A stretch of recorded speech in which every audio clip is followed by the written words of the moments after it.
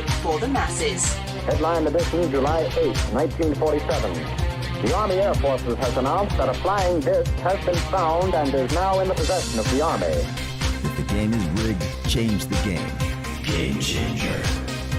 I occasionally think how quickly our differences worldwide would vanish if we were facing an alien threat from outside this world. This is Fade to Black with your host, Jimmy Church, on the Game Changer Radio Network and KGRA, the Global Radio Alliance. I need your help to get to the year 1985. You're listening to Fade to Black with Jimmy Church on the Game Changer Network.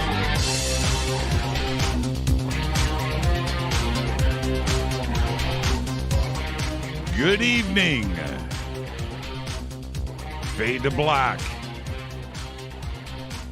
Bespoke radio for the masses. Yeah, man. How you doing? How you doing? Today's Wednesday, July 22nd, 2020.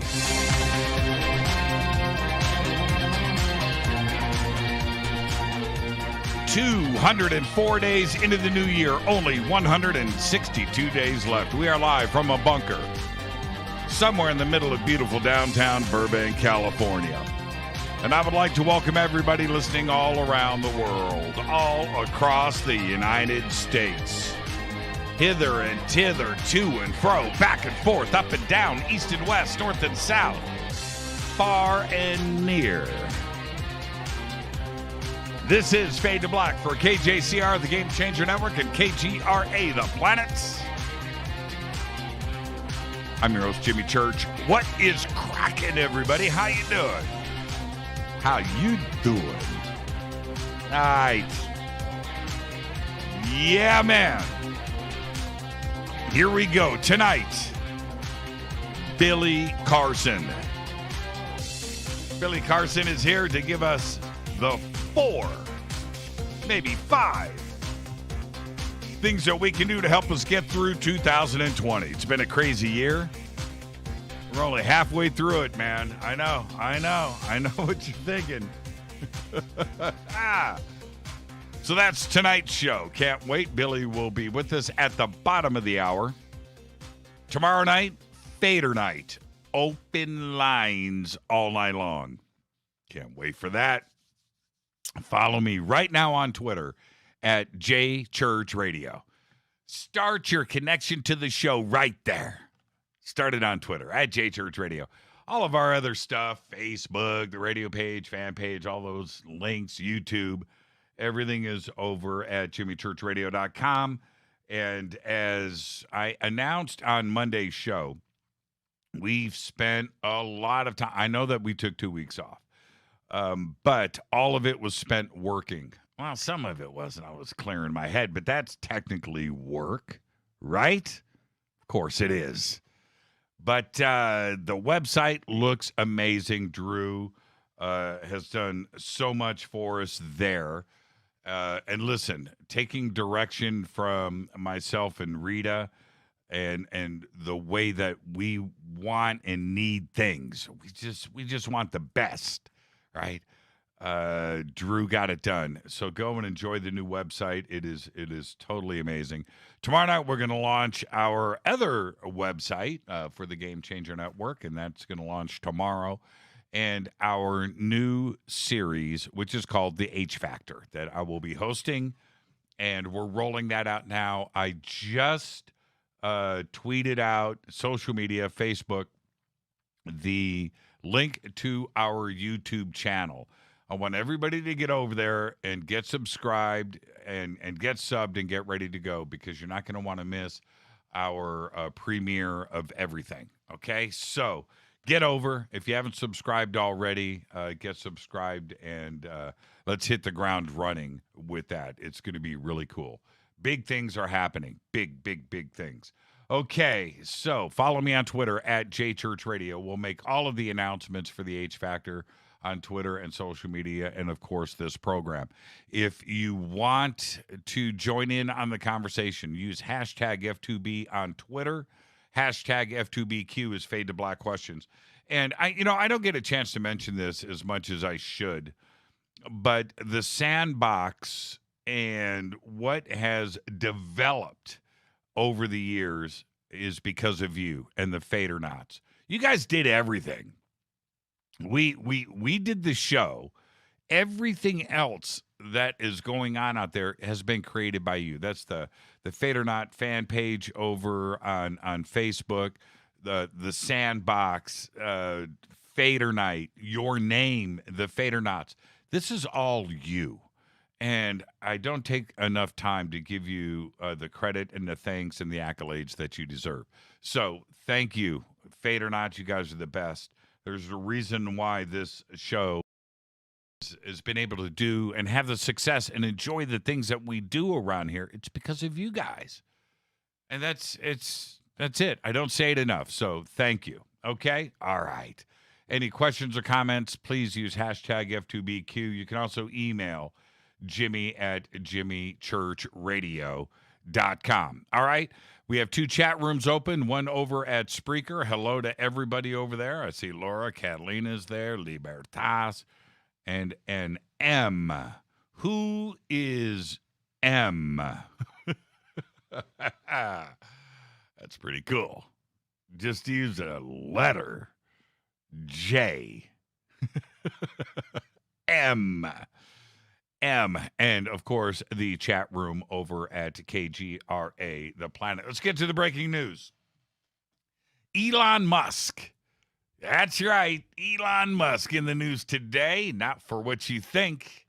Elon Musk net worth skyrocketed past the $74 billion mark on Monday afternoon, making him the 5th richest person in the world. All of this according to Forbes. Those rich people, they can't wait. They're always checking that Forbes list. Let me check that Forbes list.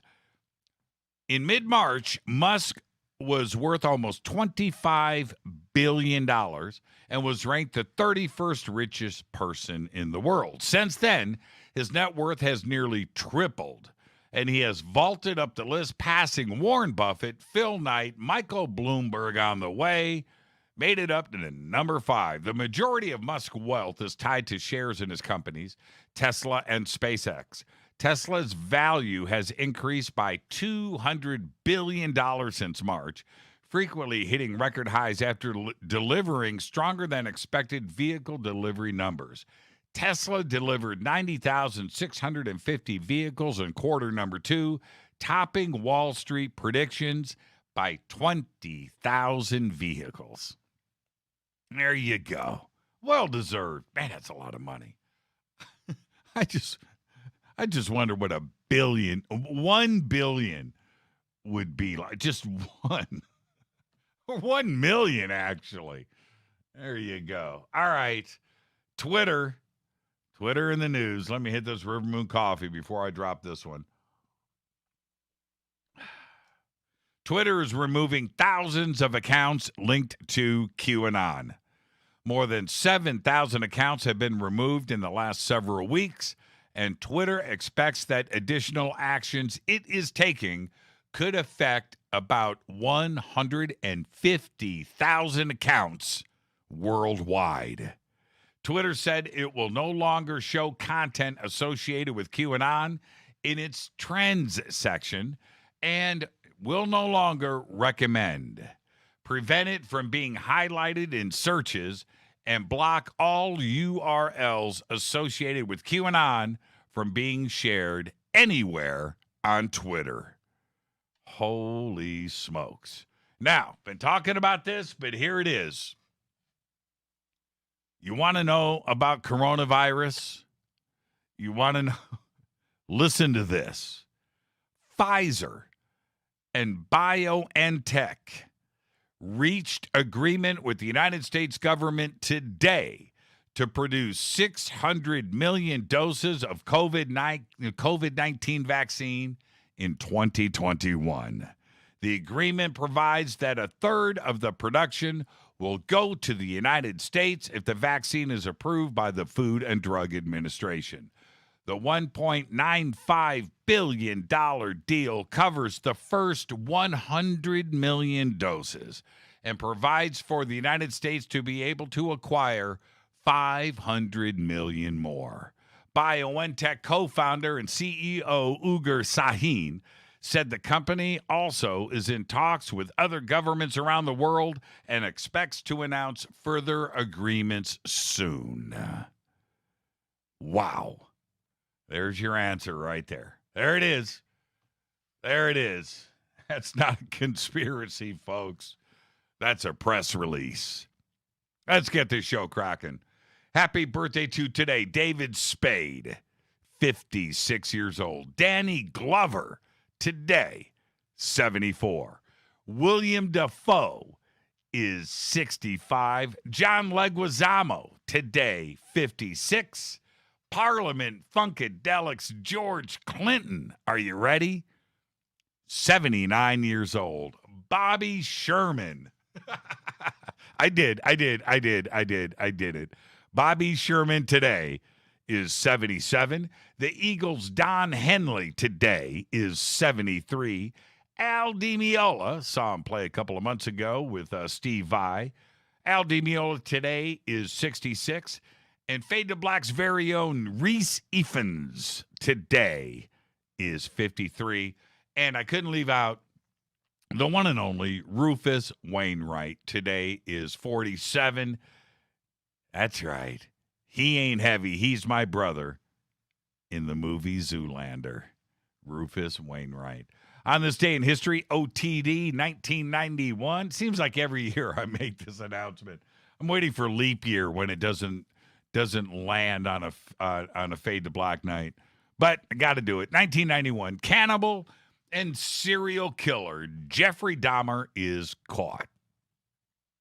He ended up confessing to 17 murders, 8 half of them, and was sentenced to 15 life terms in prison. But he was killed by another inmate on November 28th, 1994. Can you imagine being in prison?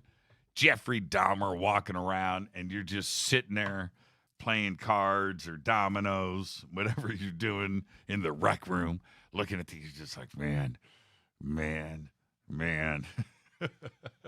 Well, somebody had their fill on November 28th, 1994. There you go. Fader fact. All right. I remember this rumor growing up. Question is, how old are you Fadernauts to remember this? Bananadine. Remember Bananadine? Bananadine is a fictional, made-up, psychoactive substance which was supposedly extracted from banana peels. Remember that? I do. I really do. A hoax recipe for its extraction from banana peel was originally published in the Berkeley Barb in March 1967. Bananadine was never real. How many of you out there, I want to see it in Twitter right now. How many of you tried to smoke banana peels?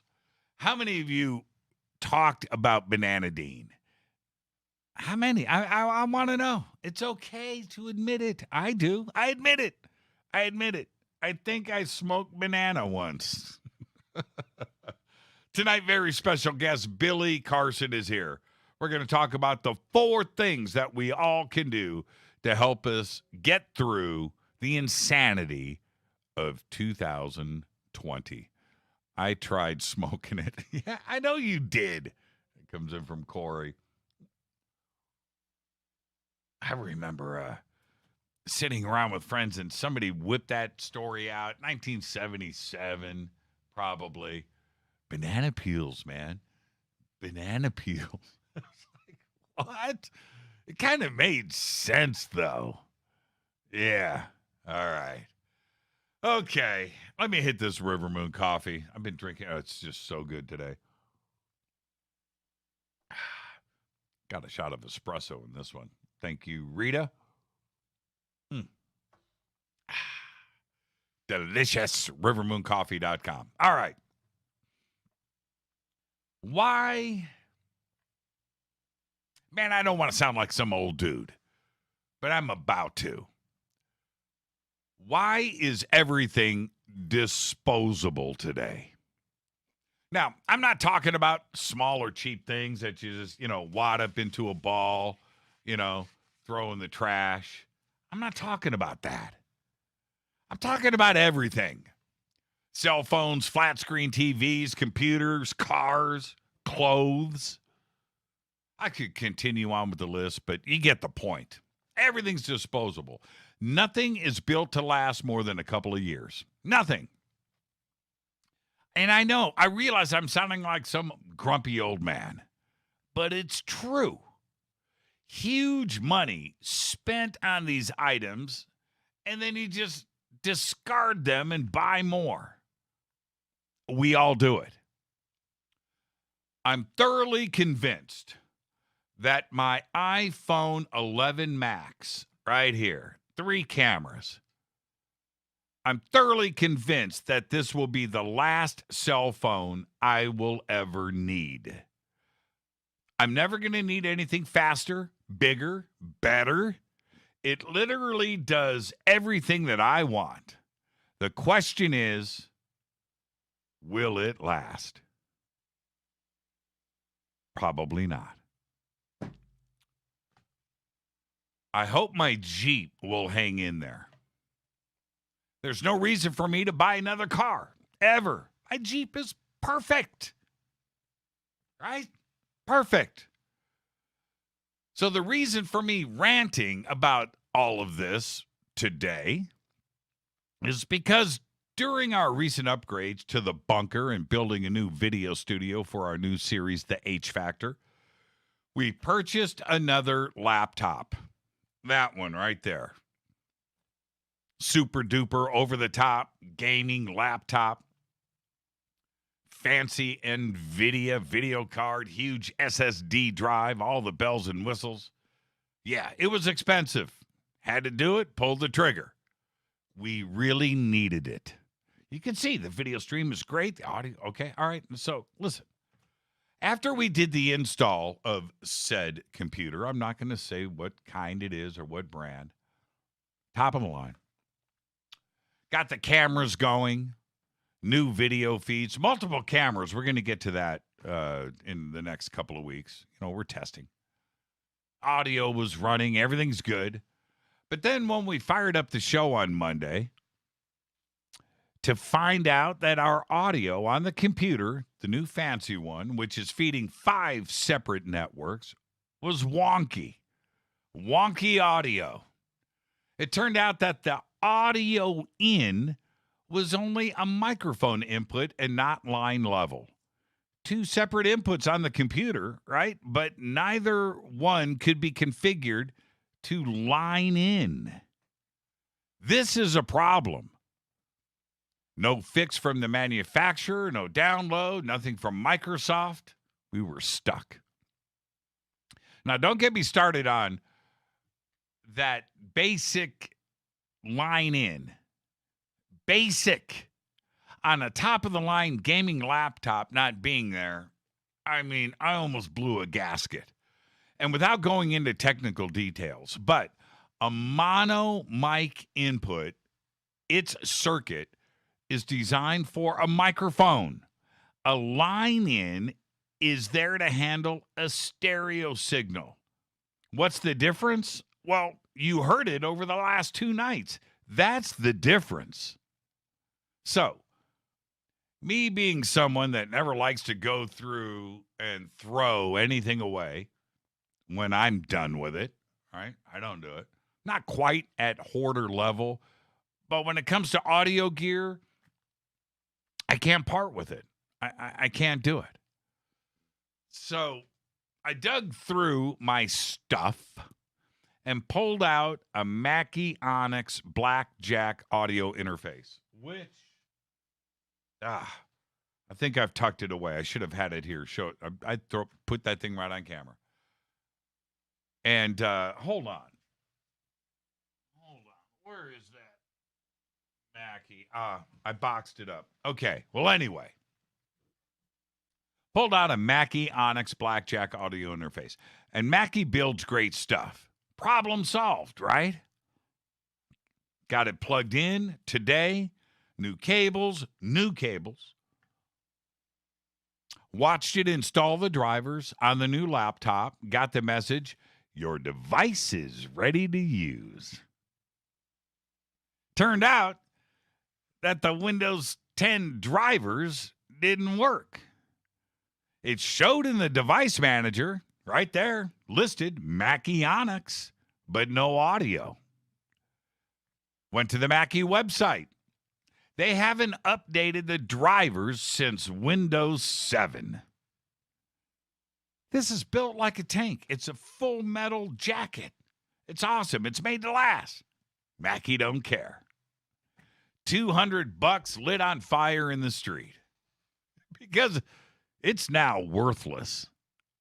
So I went back into my audio museum of discarded hardware. And I found an old Yamaha interface. It's over 10 years old. Paid $100 for it back in 2010. And I'm not joking. Maybe 2009. Plugged in the USB. The driver's installed. Found the new driver automatically for Windows 10. And it worked perfectly in a matter of seconds. This is it right here. That's it. Look at this old clunker. 10, 11, maybe 12 years old. Worked perfect. The beautiful audio that you are listening to tonight is from a dusted off interface that should have been thrown in the trash 8 years ago when I bought that Mackie Onyx. Instead, I kept it. Something made me do it too, and now I know why.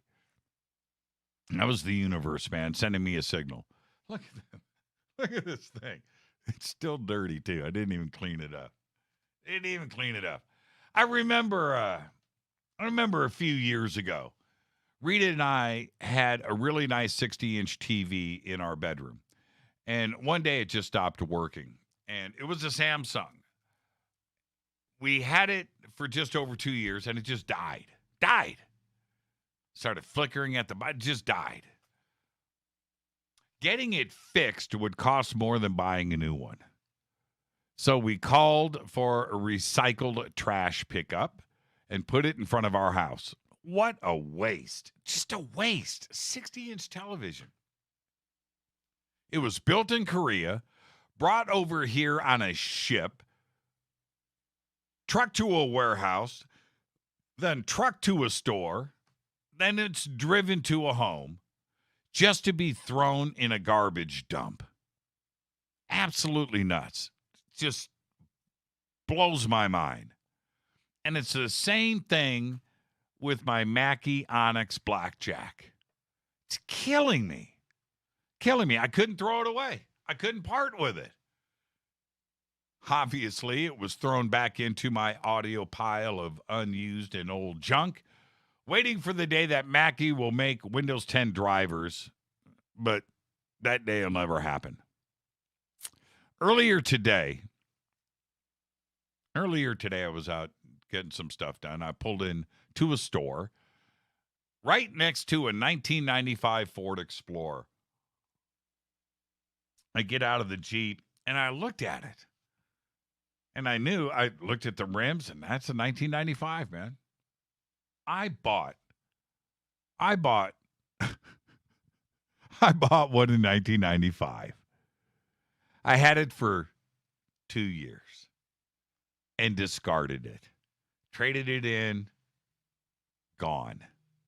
It's what we do, right? We're programmed to do this these days. The owner of this Ford Explorer is driving a 25-year-old classic. Good for them. Lesson learned. And I just stood there and just thought to myself, all the cars that I've gone through since then, I could still be driving that 1995 Explorer today and happy. So I turned and I looked at my Jeep, and I thought, you know what? I'm going to be driving that 25 years from now.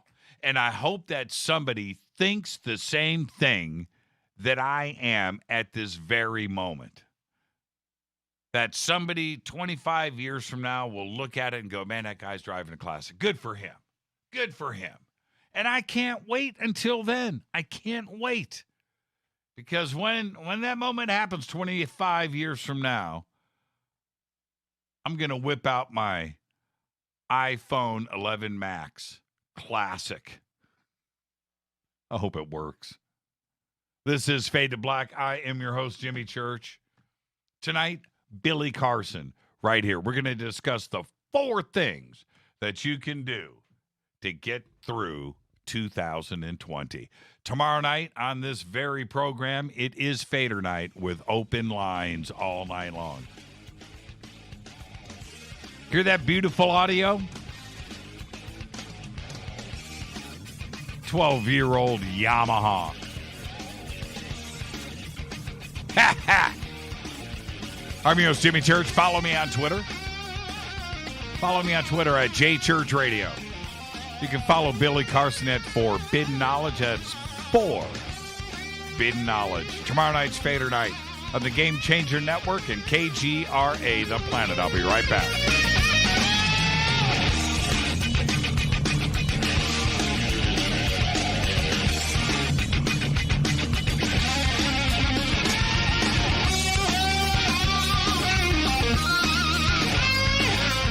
This is Nicole Church, daughter of you-know-who, and you're listening to Fade to Black on JimmyChurchRadio.com and the Game Changer Network. You're listening to Jimmy Church, Fade to Black. Fade to Black will now pause for alien identification. The station that talks the net. KGRA Radio. Introducing the Game Changer blend from River Moon Coffee that delivers a customized blend made specifically for the Fadernauts. If the game is rigged, change the game. It's a bolder cup with some bite. Game Changer is the coffee of choice for those that prefer an organic dark roast that is slightly lighter and milder, but it's still dark. With wild notes of pecans and chocolate with a rich, balanced, full-bodied cup that is roasted to perfection for a great coffee to start your day, as an after-dinner coffee or anywhere in between. Artisan, small batch roasted to perfection. USDA certified organic, all River Moon coffee is freshly roasted and packaged in the USA. Just go to rivermooncoffee.com or click on the banners over on our site and use the promo code F2BBLEND for 15% off of your order today. rivermooncoffee.com. Go Beckley Teppy. This is the only way forward. This is Fade to Black. Make contact. KGRARadio.com. This is Jimmy Church of Fade to Black, and you can get our podcast for just $2 per month. All you have to do is click on the podcast banner over at jimmychurchradio.com. Hi, folks. It's troubling times, and fear is pushing emotions, which in turn pushes health the wrong direction. Do you ever get an ache because life is uneasy? Try Life Change Tea at GetTheTea.com. Life Change Tea works on your digestive tract, helping to move food through quicker and comfortably so your health is spot on. Life Change Tea may not help with world issues, but it will help with your digestive issues. A glass a day helps keep the intruders away. So, change your life today. Log on to GetTheTea.com. That's GetTheTea.com. If your health game is off, get on by ordering Life Change Tea. GetTheTea.com. And while you're on our site, look around at the great non-GMO organic supplements. And if you're a sales shopper, go to our specials page and see what's for you. I've been drinking the tea for 12 years, and I'm sure glad for its health benefits. Again, that's GetTheTea.com. GetTheTea.com. The tea that makes you go. 9 out of 10 geneticists agree. Fade to Black is not your father's radio show on the Game Changer Radio Network and KGRA, The Planet. Hi, this is Rob Reiner from Anvil, and you're listening to JimmyChurchRadio.com. What's up? I'm Chris. What up? This is Compendium. You're listening to Jimmy Church Radio.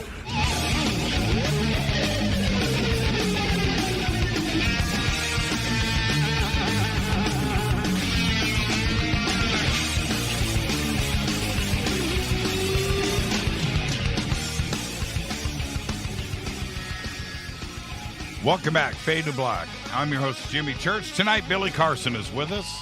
Tomorrow night is Fader night with open lines all night long. I went and dug up, this is the Mackie interface. Look at that. Solid metal, beautiful, built like a tank, gorgeous design. Worthless. Worthless. I can't even give this away. No Windows 10 drivers. Sad. Will Billy Carson have Windows 10 drivers? He will always update his drivers. Tonight, Billy is here. We're going to discuss the 4 things that everyone can do to help your brain, body, and soul get through these very trying times that our world is going through. Billy is the founder of Forbidden Knowledge, the author of the Compendium of the Emerald Tablets, and the expert host of Deep Space, a new original streaming series on Gaia. Carson's Forbidden Knowledge has over 4 million followers and subscribers throughout social media.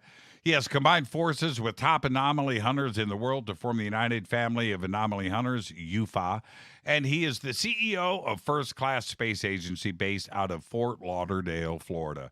Recently, he launched the Forbidden Knowledge Digital Video Network, and he is also the founder of Pantheon Elite Records, a contributor to Thrive Global, and is a registered international journalist. I don't know how he finds the time. All of his links are over at JimmyChurchRadio.com. I would like to welcome back Billy Carson. Billy, good evening, man. How are you? Hey, what's up, Jimmy? Glad to be back. How do you find the time? How do you find the time? You know, it really comes down to a lot of time management, also delegating responsibilities to other people, but also keeping things compartmentalized so that you can keep control over everything. And, you know, it's just getting a little bit of sleep, not sleeping 8 hours. Well, it appears that we all have spare time these days. Yeah, that's true. And we're going to get to all of that. And I was making light of, Windows 10 drivers and talking about things in my opening rant tonight. You probably didn't hear, but it is there is another part of life these days that is it's technology. Technology is a part of just about everybody's life on this planet, whether it's as simple as a cell phone, which is now obviously connected to the internet, and social media, the news, our entertainment. People aren't going to the theaters anymore. They're watching, new releases on tablets and cell phones and at home and smart. It is the way to communicate and get the knowledge out. You have always believed in that. You were always right in front of the technology to get knowledge out to the masses. Why did you embrace it so early on? Well, when I was younger, I realized that utilizing technology. Like, for example, when I first started trading VHS tapes with conspiracies on them, I realized it was a way for me to get information out and share information where I didn't have to be in front of the person all the time, explaining things top to bottom and left and right. If I can get them some information that had 3 or 4 quality, lectures or rants on a VHS tape, going back, obviously, I'm dating myself now to the 80s and 90s. I saw how it can change people and people can go home and relax, watch this stuff and come back and ask me all kind of questions. And then it moved from VHS tapes to CDs, and then moved from CDs to DVDs. And then it moved into, forums and websites, blogs, and now social media. So it's just, and now it's streaming TV. So I've seen the whole evolution of this thing from top to bottom. The new network has launched. How is that going? It is going phenomenal. We actually exploded past all of our benchmarks that we had set for ourselves. We're well over 1,700 episodes of content up there now, which are shows on the network. It's just like a conscious Netflix, basically. And there's everything on there. This week is Anomaly Hunting Week, or Space Anomaly Week. So we've got a lot of space anomalies from some of the 58,000 anomalies that we've cataloged at the United Family of Anomaly Hunters, with some of the top anomaly hunters in the world. High quality 4K video up there. We've got nature documentaries. We've got conspiracy theories. We've got spirituality and meditation, yoga, exercise, cooking. I mean, you name it. It's just like Netflix, but just on the more conscious side. And you are connecting with us tonight via cell phone, and it sounds good. Again, it's about technology, and I'm going to ask you, hold your cell phone still. Okay, gotcha. Yeah, hold it still. It sounds unbelievably perfect when it's correct. So, it's funny because people are listening, Billy, and they're going, okay, all this technology, all this thing, and Billy's sounding a little wishy-washy right now. It's not supposed to be like this. Okay, so I want to back up, okay, and get serious for a second. We can roll back, you and I hanging out. Let's go back to New Year's Eve, 2019. I was in Las Vegas with my family, with Rita, watching fireworks over the Las Vegas Strip from the top of a hotel. We just attended an amazing New Year's Eve party, private gala. It was just incredible. Went through all of that with the hopes of 2020 right in front of us, and the excitement. It was the number 2020, right? We earned it, right? Got to 2020. This is going to be the best year ever, right? And it just from that day forward started to unravel. It's been a pretty rocky ride so far in 2020. But going back to New Year's Eve, did you have the same hope for 2020 that the rest of us did? Oh yeah. Well, I saw 2020, as being a huge launching pad for humanity and consciousness. In the beginning of the year, I had 2 Manifest Destiny 2020 workshops that I did down in Fort Lauderdale, Florida. Each one of them were 4 hours long at the very beginning of the year. At that point, nothing too crazy had happened yet.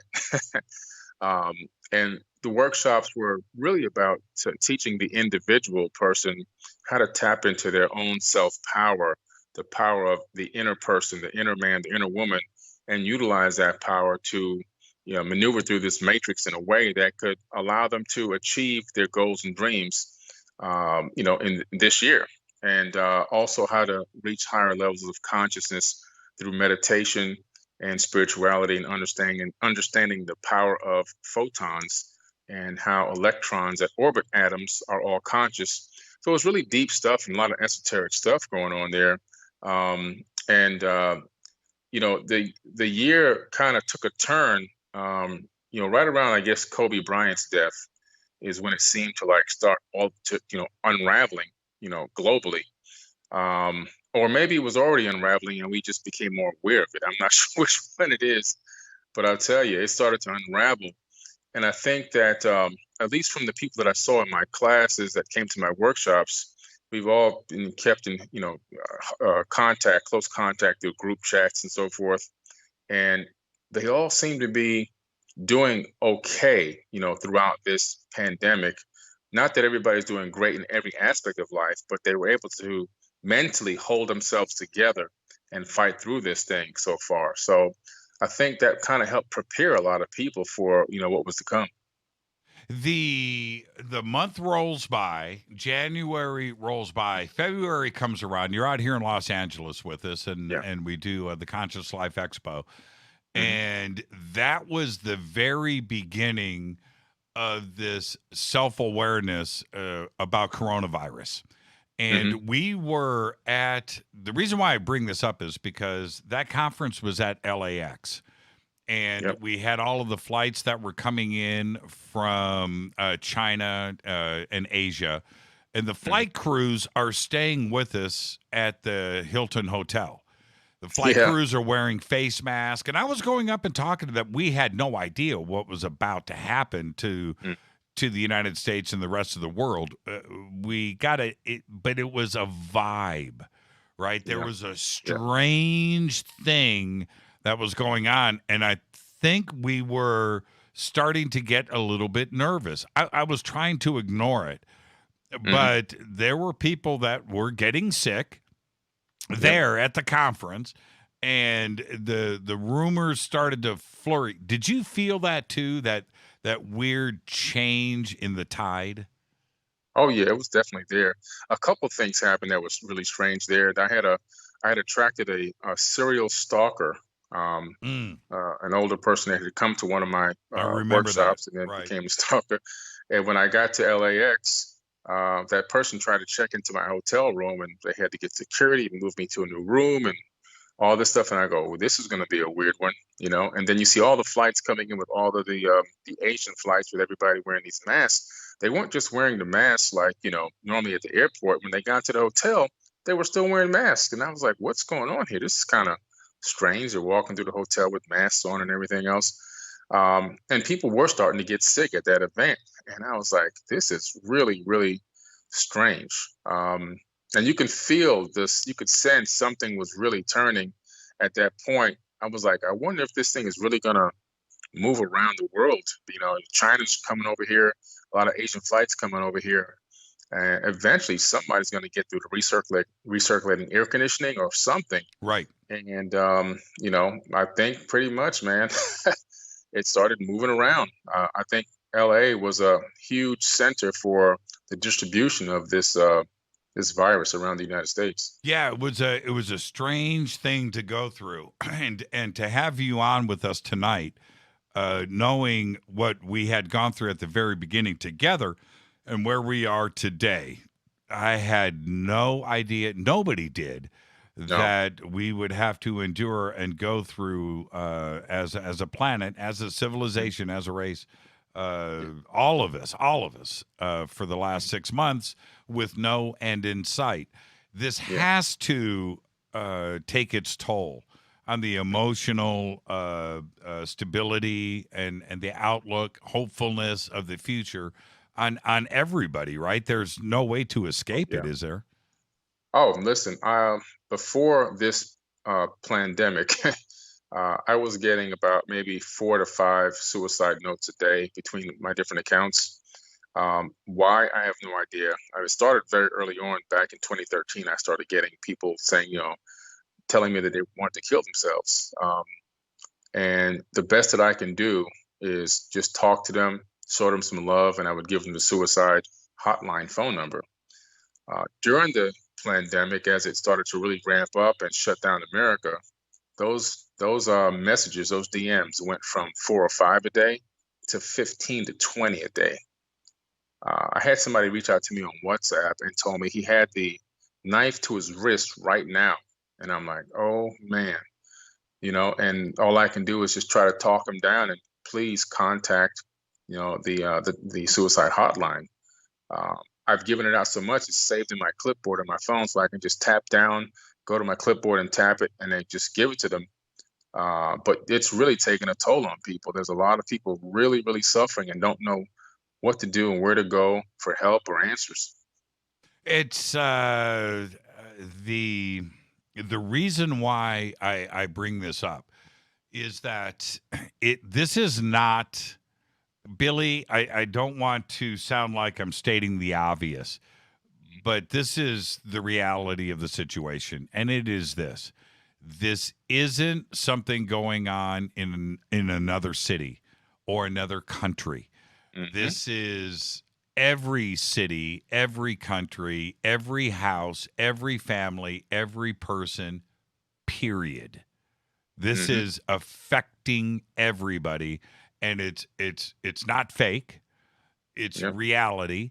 The reality for other people, the way that they want to look at it, is that it whether it's the virus, whether it's your job, whether it's the economy, whether it is the government, the racism issues, the geo-global political environment that is all, this is real. Every aspect of it is real. That part you can't escape. You can't walk away from it. You can't hide, and you can't ignore it. That's the part that I call a reality. You know, is the vaccine real? Is there a conspiracy? Is it a biochemical weapon? Was it China's fault? Was it our fault? The economy, airlines, trucking, store shelves, toilet paper, whatever it is real, right? That you cannot walk away from it or hope that you can close your eyes, click your heel 3 times, and come back to Kansas, whatever it is. No. You are going to face this tomorrow. We've got to figure out the best way to deal with it. And we will get to the other side. And that's the only way to look at it, right? Yep, absolutely. I agree with you 1,000%. And by the way, for a lot of the people who keep saying that the coronavirus or COVID-19, whatever you want to call it, is not a real thing that exists. It's a very real thing that exists. Early on in the very beginning of this thing, at the beginning of March, my younger daughter, Bobby, she had it. It gave her a lot of, and she's 26, going to be 27 soon. It gave her a lot of respiratory illness and a lot of coughing and hacking and a fever. And so those were her symptoms. So she, I gave her some of my colloidal silver. I'm not saying that cures anything, but it helped her. To me, it seemed like it helped her get over it really fast. To the point she got over it so easy that she's right back, moving all around the place again instead of sitting still. And she doesn't live with me, but still, I told her to just sit still. And then my other daughter, April, who's in Jacksonville, Florida right now, is having a baby any minute now. Thought it might have been yesterday, but it's a false alarm. Literally having my third grandchild any minute now. And she was complaining about being a little dehydrated, went to the hospital to see about getting IV, and a doctor that she'd never seen, never heard of before, walked in, convinced her to take the test, and then said that she's positive for COVID-19. Wow. Yeah, and we've got family members that have had it recently. Fortunately, the family, as close as we are with the contact that we have with each other, it stayed isolated, but there's that. But our shipping company, it handles all of our shipping. So I was over there a couple of days ago, went in, and it's a family-run shipping company, great company, been with them for 10 years. The entire family, all 6 members that worked there in the office, all 6. Wow. Coronavirus, all 6. And I'm looking at it, I said, well, how are you? She goes, well, I got it a month ago. I'm negative today, and we opened back up this morning. I just happened to stop by, right? Wow. and I didn't realize that they were close. But anyway, to say that it's real or not real, and I'm dealing with that. I'm talking about firsthand. Right, firsthand, right there, right in front of me, me. All right, well, okay, let's start with this. You've got some ancient knowledge, man, and you go back and study this and study this and study this. And when we talk about Hermeticism and the secret schools, right? Right. Let's start with this. You've got 4 things that we can all do to help us get through 2020. What's the first thing anyone can do? The first thing is practicing a breathing meditation. Breathing meditations are ancient techniques that are designed to calm a person and also heal a person. So in ancient times, we're talking deep antiquity, what they would do is they would go into this specific type of breathing technique. And we actually just did a full breathing, 1 hour and a half breathing, ancient breathing meditation training on Forbidden Knowledge TV. And it's up there for everyone. And basically, we took them through a 1.5 hour complete guided training method on how to breathe. And we would tell them when to breathe, when to inhale, when to exhale, and guide them through a breathing meditation. People came out of that feeling so much better, healed, not only physically, but consciously. And so in the breathing meditation, it's really simple. It's a great way to calm the mind. And all you have to do is find a comfortable place where you can sit. You don't have to be in a lotus position and all these kind of things. You can be sitting in a chair, you could be on the floor, you could be laying on your back, and you just go through these specific breathing techniques. And again, they're available on Forbidden Knowledge TV. You can just go there and watch it and take yourself and your whole family through this technique. And that breathing meditation is going to literally give you a whole nother, perception on yourself and on life. It really takes you inside to the inside self, and it taps into your limbic system and opens up your mind. It's an amazing, amazing thing. I did my first one about a month ago, and I was so excited about it that I put it on. I had them come back, and we did a free one for everyone, and we put it up on Forbidden Knowledge TV. And I think we had 4,300 people on at one time live doing the breathing meditation for an hour and a half. People weren't logging off; they stayed on. See, this is the thing. If you're on social media, you're going to be doing that breathing technique all day long. I find myself doing it. I'll be scrolling through. Not anymore. I cleaned up my social media, but you're scrolling through, and I'm just like, It's a little more intricate than that, but yeah. yeah. But yes, and registering over at Forbidden Knowledge TV is easy to do. The links are at jimmychurchradio.com. And when anybody goes over to register, they get a 3-day free trial membership, right? That's correct. Yeah, 3-day free trial membership. So they can literally log in for free, get the whole family over, do the 1.5 hour breathing technique. And if they don't, want to see anything else, they could just log off and put their membership on vacation or cancel. Yeah, right on. I think it's so important. And breathing exercises is spoken about a lot when it comes to meditation. It's very, very simple. And why do you think people are so reticent or hesitant to take the dive into meditation? I think that it's been, especially here in the West, it's been frowned upon. Meditation is something that is not considered to be religious enough, or follows the typical religious guidelines. They kind of almost made it seem like it's opposed to prayer, when in actuality it enhances prayer. You can actually pray in your meditation, so it's kind of been put out there as if it's some kind of taboo thing. But as now more and more people are starting to get into meditation, and people are starting to learn and realize that the meditation techniques are really something that can enhance your life in a way that they never thought possible. It's we're just heading into that time now where people are starting to really realize that there's something else out there that can enhance their spirituality, and also their ability to heal and also manifest. When you go over, how easy is it to first find the breathing exercises and the video presentation on Forbidden Knowledge TV? And what is that interface like for people that are going to go over and look for this and also seek out other content? Yeah. Well, all they have to do is once they sign up for the free trial, just log in. They can go through Apple TV. They can go through their iOS, Apple tablets or iPads or mobile phones, Android phones. You can also go in through Amazon Fire TV or Roku. A lot of people have Roku, or if you don't have that, a lot of people have Chromecast.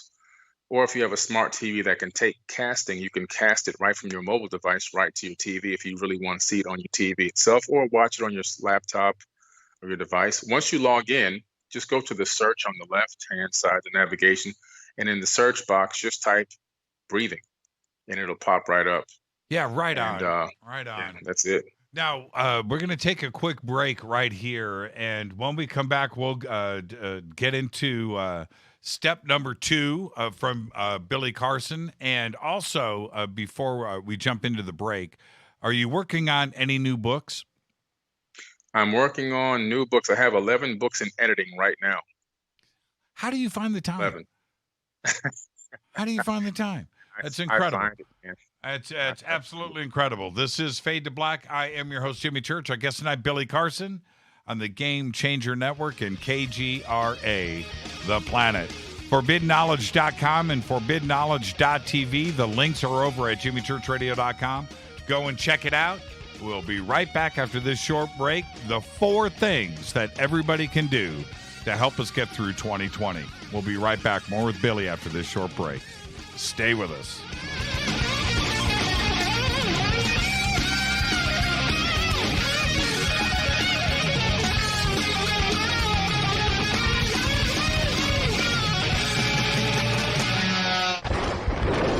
This is Fade to Black with Jimmy Church on the Game Changer Radio Network and KGRA, the Global Radio Alliance. This is KGRA Digital Broadcasting Station, Salt Lake City, Utah, Van Buren, Arkansas.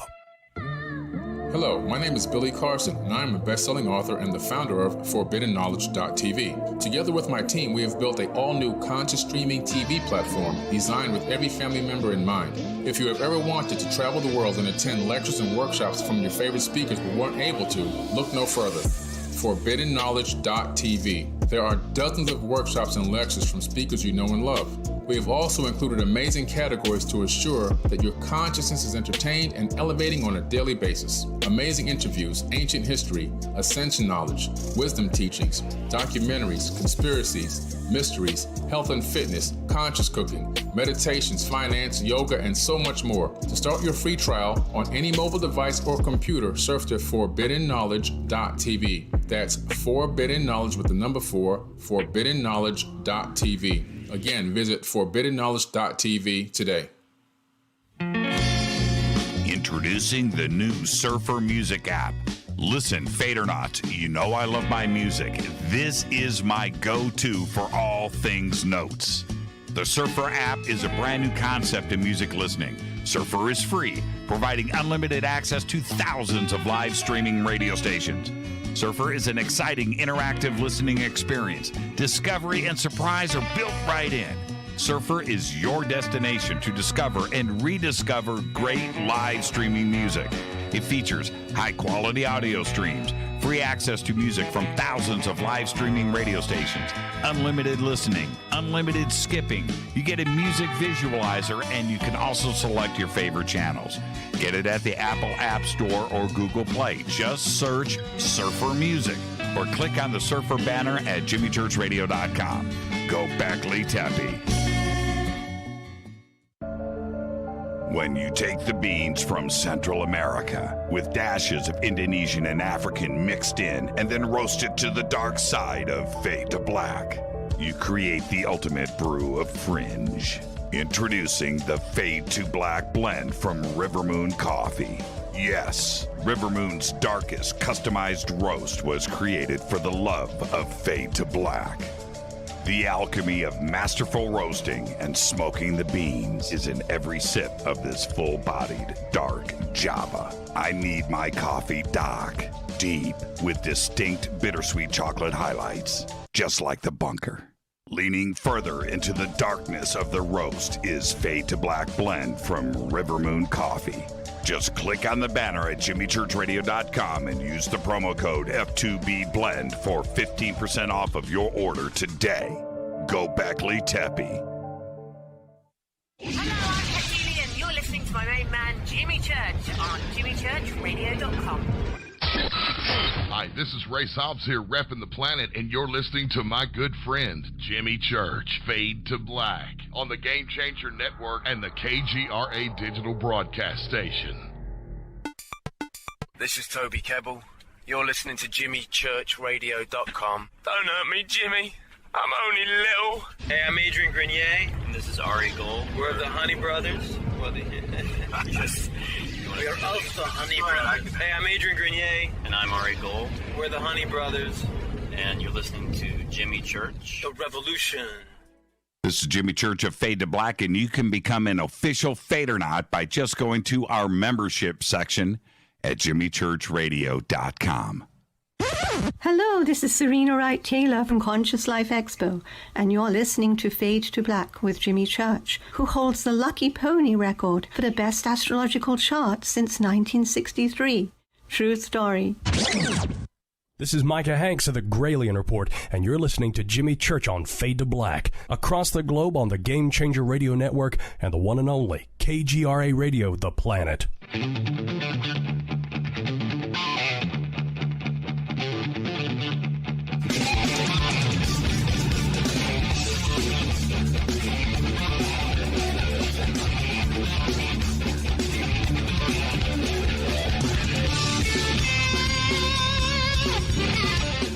Welcome back, Fade to Black. I am your host, Jimmy Church.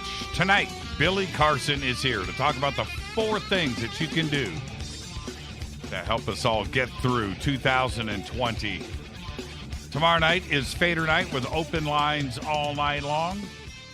Can't wait for that. Let's get back to Billy. Billy, step 2. Mm-hmm. Step 2. What is step 2? Step 2 is basically something that I learned from Thoth, the Atlantean priest king from ancient Chem. We talk about him in the Hermetic Principles. He's known as Hermes. He's known around the world as Quetzalcoatl, Viracocha, Lord Pakal, just various different names. One of the wisest beings to ever walk this planet. And in his Emerald Tablets, he has a suggestion for people to do when they fall on hard times, when they fall on despair times, situations that they can't seem to find a way to get out of or fix. And what he says is that you're to go in a dark room or a dark area, and you're supposed to imagine a circle being drawn around yourself, and then you're supposed to utter these names. Now, after analyzing these names, you come to realize that these aren't actual names of people. After you read deeper into the text, they are cymatic frequencies. Really? Because as we now know in physics, frequencies alter reality. So I can tell you the names. So these frequencies are called Untanas, Quertas, Chaital, Goyana, Wartal, Samveda, Ardal. And you say that over and over again, and what's happening is you're literally uttering cymatic frequencies that, according to Thoth, literally, based on your conscious intent behind them, will alter your reality tunnel and help bend things toward your favor or toward your benefit. And this is something that you can utilize anytime, any place, anywhere. And to be honest with you, after doing it a few times, like 10, 15 times in a row, you get this calming feeling coming over you. Okay. That's on page 118 of my book. Okay. What are the names again? I'm going to actually write them down. What's the first one? Okay, yes. Untanas, Untanas. Second one? Quertas, Quertas. Third one? Chaital, Chietal. Got it. Fourth? Goyana, okay. Goyana. Quertal, Huertal. Semveda, Semveta.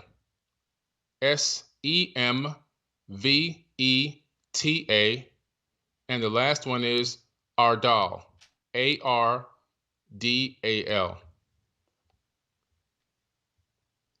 Utanas, Quertas, Chaital, Goyana, Hortel, Semveda, and Ardal. Correct. Got it, man. Okay, so take me through that again. So you go into a dark room. Go into a dark room. You can go into a closet. You can go into a space that is at least quiet. You know, even if it's just getting your car away from everyone. You want some little bit of tranquility around you when you're doing this. And you want to say these out loud. You don't want to think about them in your mind. The key to this whole thing that Thoth says is to actually speak these, because you're uttering cymatic frequencies. And the ancients had learned the language of light. or they taught the language of light to humans, only the elite of the elite humans. And that language was how to use cymatic frequencies from your vocal cords to literally alter space-time. They even had the capability of manifesting solid objects through vocalizations in ancient times. So this is powerful stuff. And again, these aren't names of people. These are actually frequencies that when spoken aloud, send a specific vibrational frequency into space-time that literally has an effect on your personal reality tunnel.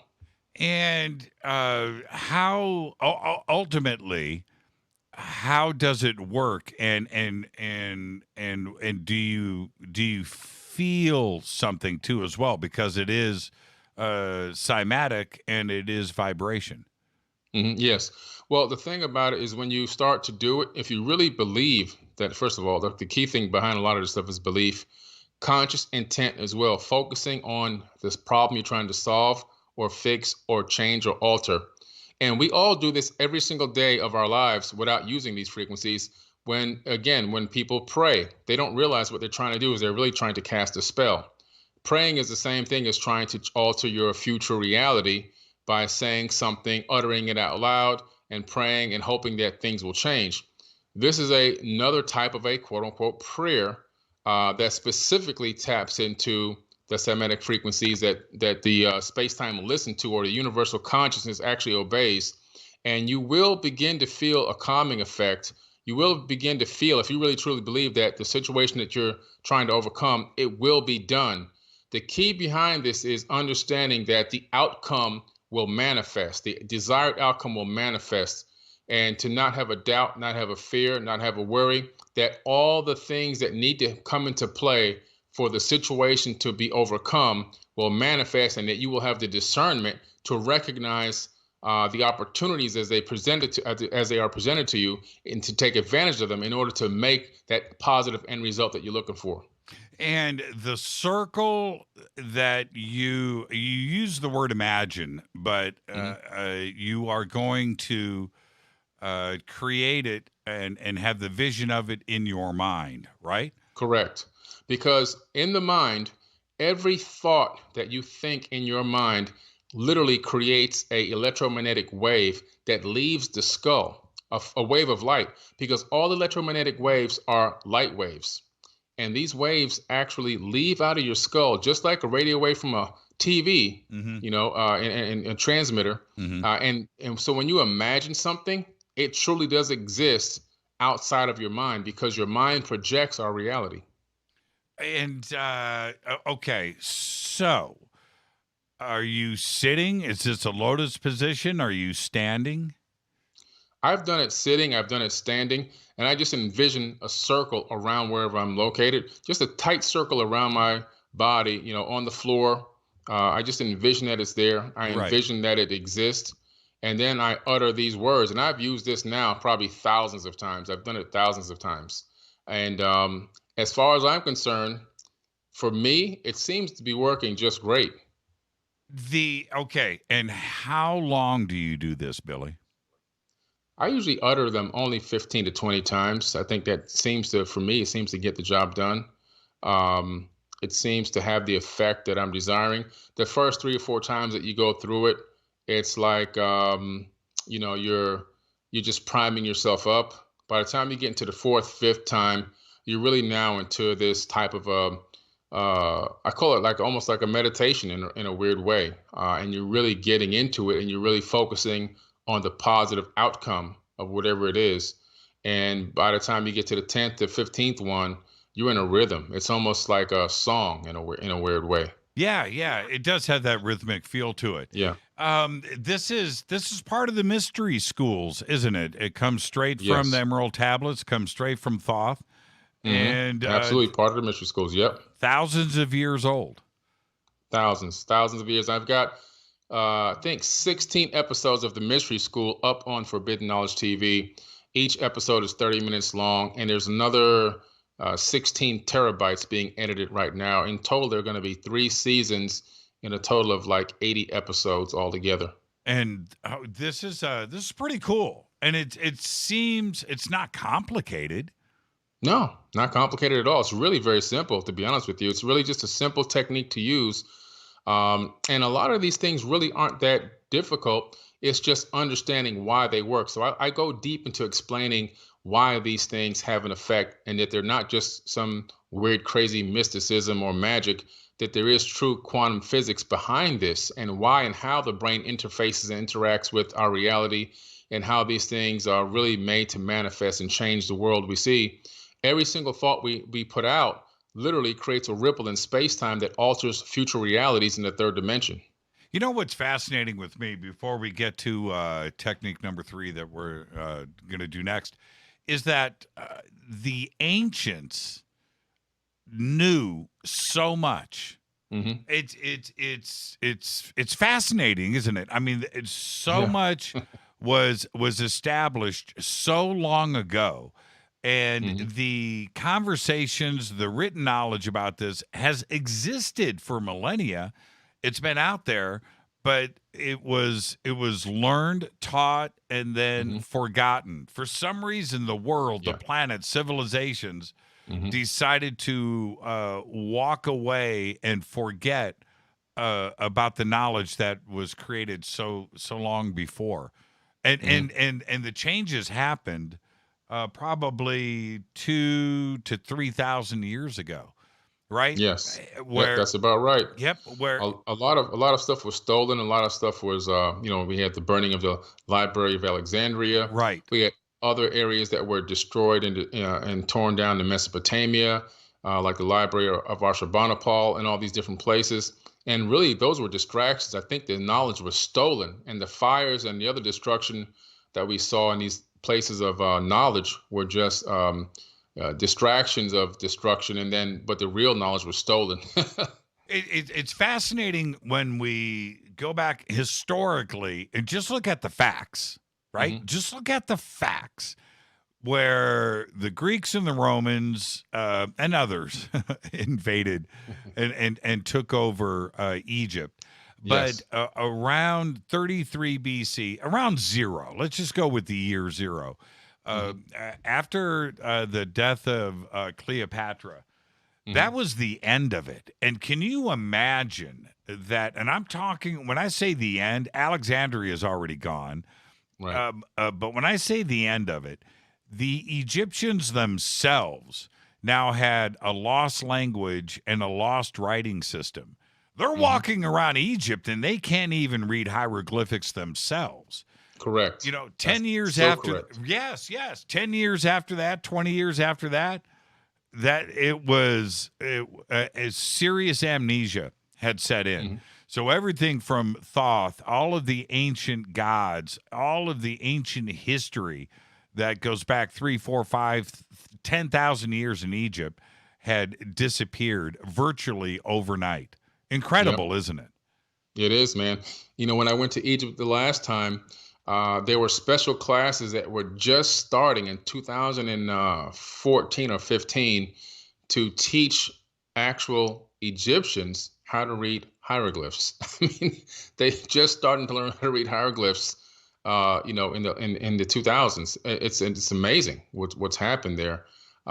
They literally completely were taken away from their own original languages, and finally now they're really starting to learn and tap into the ancient knowledge and wisdom that they've been living around night and day and for all these years. It's incredible. Yeah, they walk by those temples. They got the museums. They got everything right there in Cairo. It's all right there. Nobody knows anything.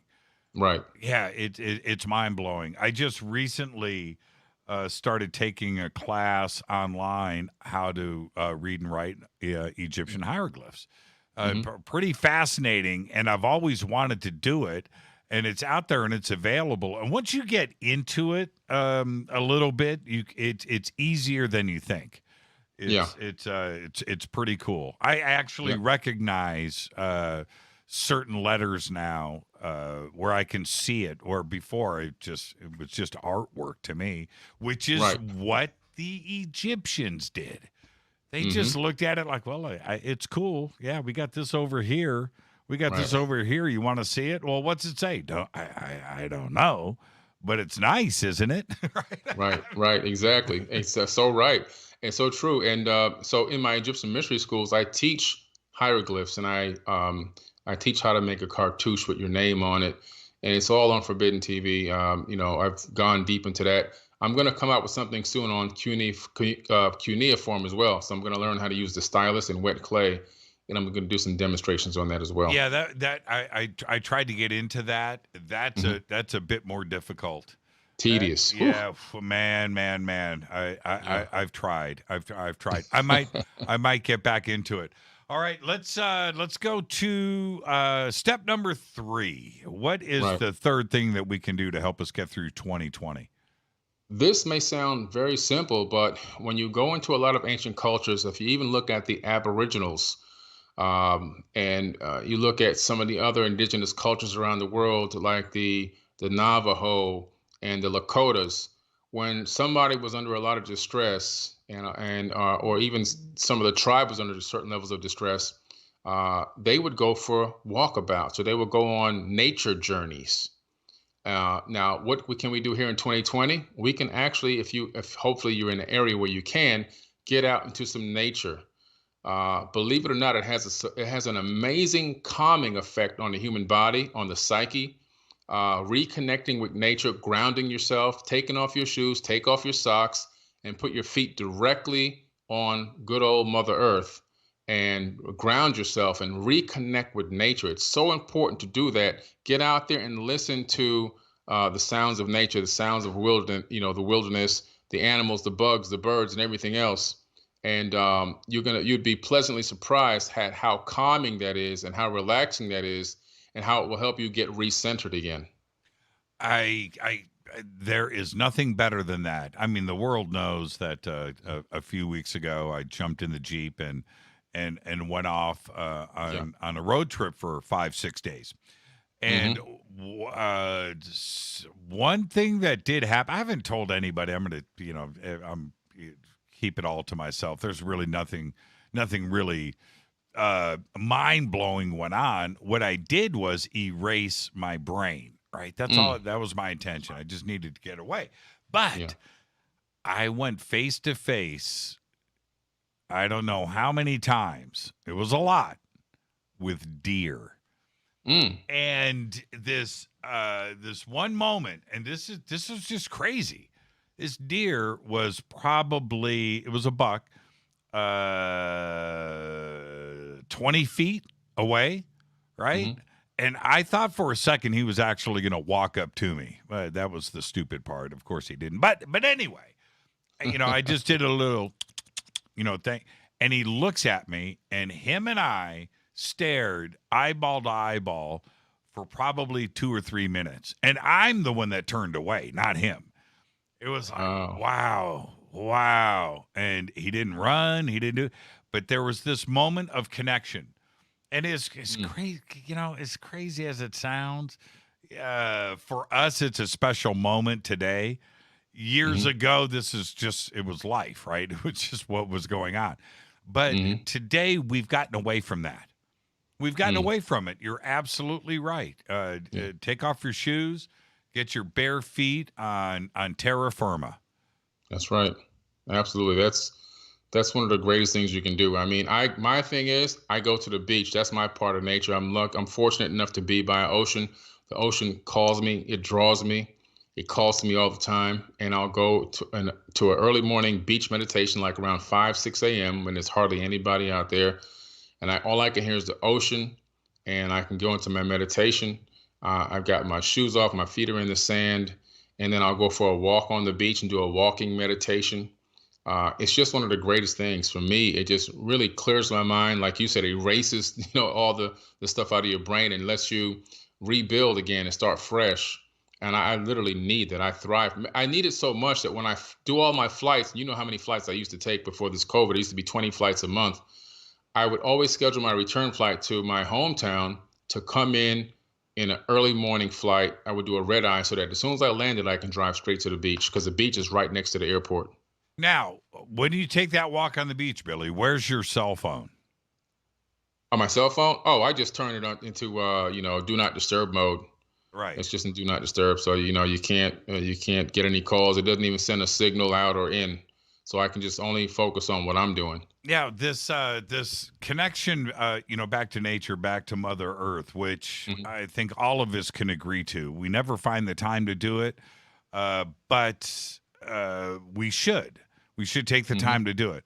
The other part of it is that you're connecting back to Mother Earth, but you're walking away from technology, right? You've got to leave the cell phone behind, turn it off, find a way to walk away from it, or none of this does any good. That includes going into a dark room and creating a circle and going through a mantra and a chant, meditation and breathing exercises.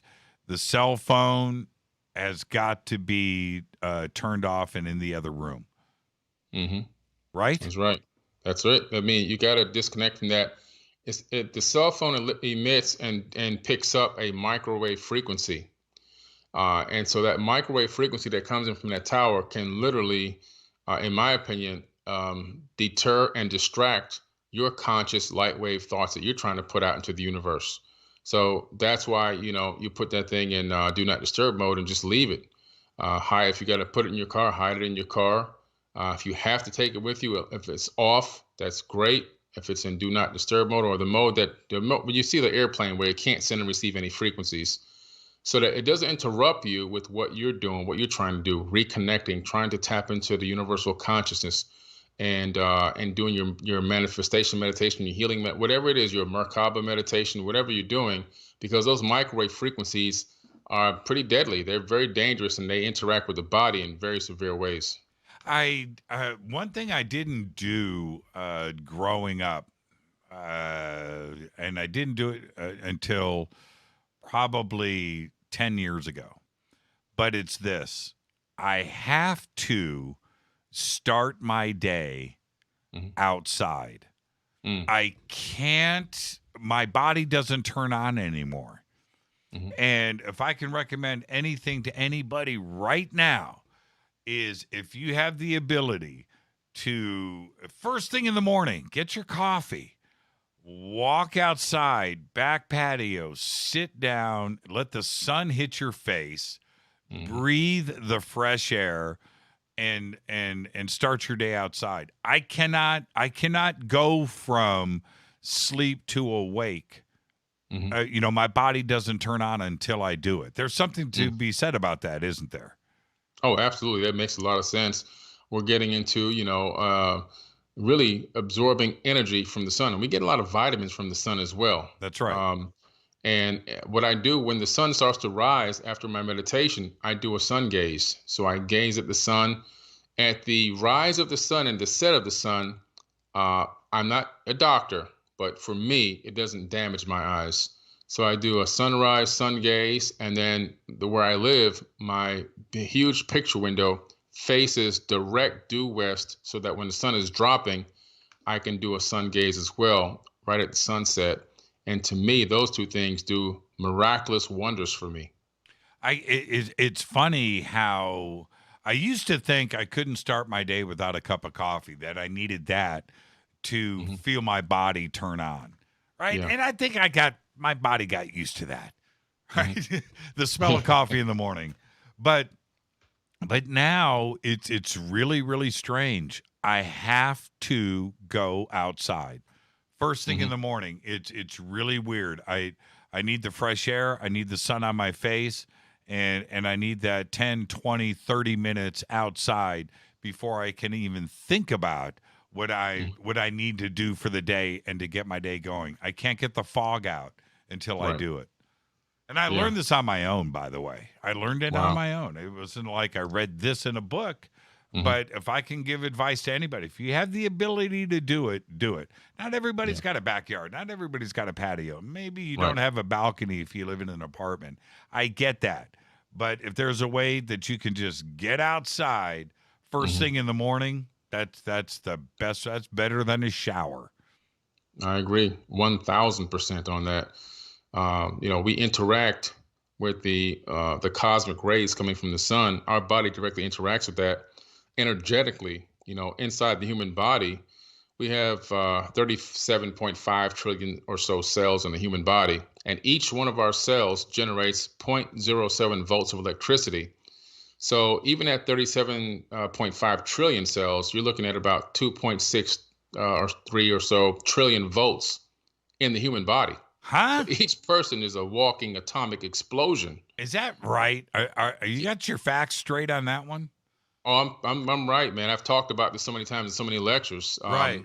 These are real numbers. 0.07 volts of electricity in each cell, and you have 37.5 trillion cells in the body. We're talking about a lot of energy inside the body. This is where the energy comes for Qigong, for Reiki healing.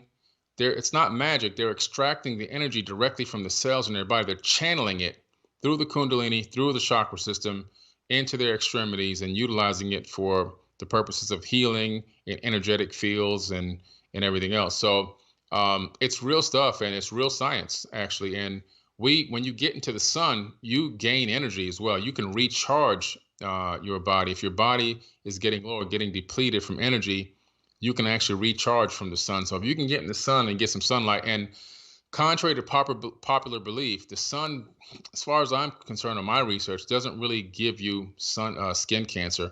It's the sunblock. So when the sun interacts, when the photons and the radiation from the sun, UV interacts with the chemicals in the sunblock, it actually creates another chemical exchange, which then creates a cancer-causing paint on your body. So you're better off not using any of that stuff. Well, I can't. I'm not a doctor. I can't dispense of that kind of medical advice. But I will say this: when we were kids, I never even heard of sunblock. I know, man. I never heard of sunblock. I never went to my mom and said, hey, we're going to be playing all day this summer out in the Sam. Can I get some sunblock? Right. No. I remember. You know what? I could be wrong, but sunblock didn't really come in. I remember Coppertone or something like that. And then came Hawaiian Tropic. Remember that in the mid 70s? And that was the opposite. That was meant to give you a sunburn. I'm just saying. This is Fade to Black. I'm your host, Jimmy Church. I guess tonight, Billy Carson. We're going to take a quick break right here. When we come back, we're going to get to step number 4. And do you know that Billy and I are going to wander off into conversation tonight and pick things up? Also, we might take some of your phone calls a little bit later. This is Fade to Black. I'm your host, Jimmy Church. More with Billy after this short break. Stay with us.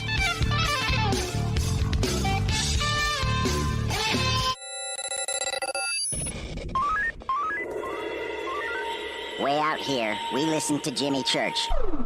You're listening to Fade to Black. Always on the edge of the hottest alternative talk. Jimmy Church with Fade to Black. KGRARadio.com. ¿Qué tal, mis amigos? Yo soy Mario Carson, el tiburón, y los invito para que escuchen a mi buen amigo Jimmy Church Radio. ¡Claro que sí! Do you want to be an official Fadernaut? Of course you do. This is Jimmy Church of Fade to Black. Just go to our membership section at jimmychurchradio.com. Come join us for the StarWorks UFOs and Artificial Intelligence Conference, November 6th through the 8th at the Aquarius Resort in Laughlin, Nevada. A full weekend of events with Grant Cameron, James Fox, Alan Stivelman, Sid Goldberg, Jaime Maussan, Lynn Katai, Paul Hynek, and another dozen great speakers and presenters. Special Fade to Black Sky Watches with Hoffman's Optics on Thursday and Friday nights, movie premieres, a cocktail party, a dinner gala. Get your discount ticket packages today at StarWorksUSA.com. I'll be there along with the entire Fade to Black crew. Start planning your weekend now for the StarWorks UFOs and Artificial Intelligence Conference, November 6th through the 8th at the Aquarius Resort in Laughlin, Nevada. Just visit StarWorksUSA.com. Go Beckley Teppy. So, you love talk radio? Then you'll love TalkStreamLive.com. TalkStream Live is always on, 24/7 with the best streaming talk shows. Find your favorite talkers and discover some new ones. It's free, readily available online or on mobile with any smartphone or tablet. Finding your favorite talk shows all in one place has gotten a whole lot easier. Just go to TalkStreamLive.com. Be sure to download the free apps from Google Play or the iTunes App Store. You listen to us, and we listen to you. And so does the CIA.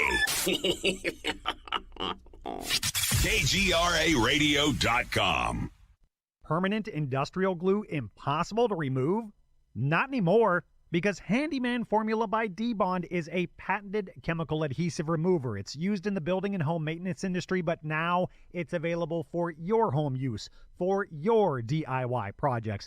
Unglue stickers, silicone rubber, labels, price tags, flex tape, weather stripping, carpet glue, wood glue, liquid nails, even 3M 5200. And it dissolves graffiti. Yeah, graffiti. Handyman Formula by D-Bond works, and it's safe to use on most surfaces. No need to call a professional. Don't get out the pliers and blowtorch. Just apply a little Handyman Formula by D-Bond and wait 90 seconds, then quickly and easily pull the items apart. Get unstuck. Visit dbondhandymanformula.com. That's dbond. Telepath is a weekly digital newsletter filled with the latest paranormal news, trending topics, and fresh articles from some of the most popular critical thinkers in the community today. Stay informed on your favorite paranormal podcasts and live streaming talk shows. Interact with the Telepath and upload your paranormal story or pics. It could be featured in an upcoming edition. Sign up right now for the free Telepath newsletter at paranormal.radio. That's paranormal.radio. Including the network you're listening to right now, the Paranormal Radio app, free in Google Play and the iOS App Store. You are listening to Fade to Black with Jimmy Church on the Game Changer Network. Oi, oi, I'm Reese Evans. You're listening to Jimmy Church. This is Revolution. The revolution will not be televised. The revolution is on radio. Ciao.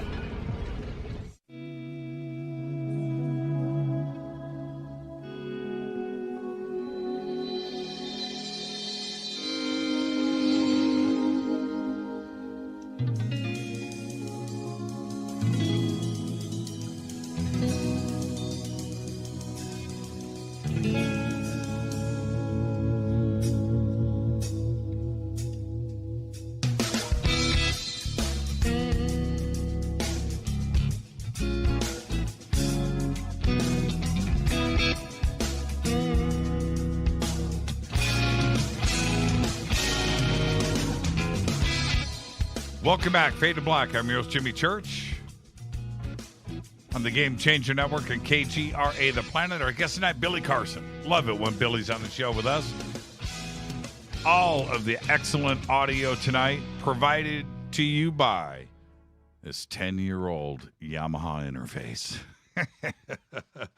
Billy. All right, step number 4, Billy. What can we all do to get us through 2020? We're going to go now into the ancient Egyptian goddess Mayat. And so Mayat, who was the wife of Thoth, she wrote down affirmations, positive affirmations. And these are where we really can begin to reprogram our DNA, reprogram our thought processes.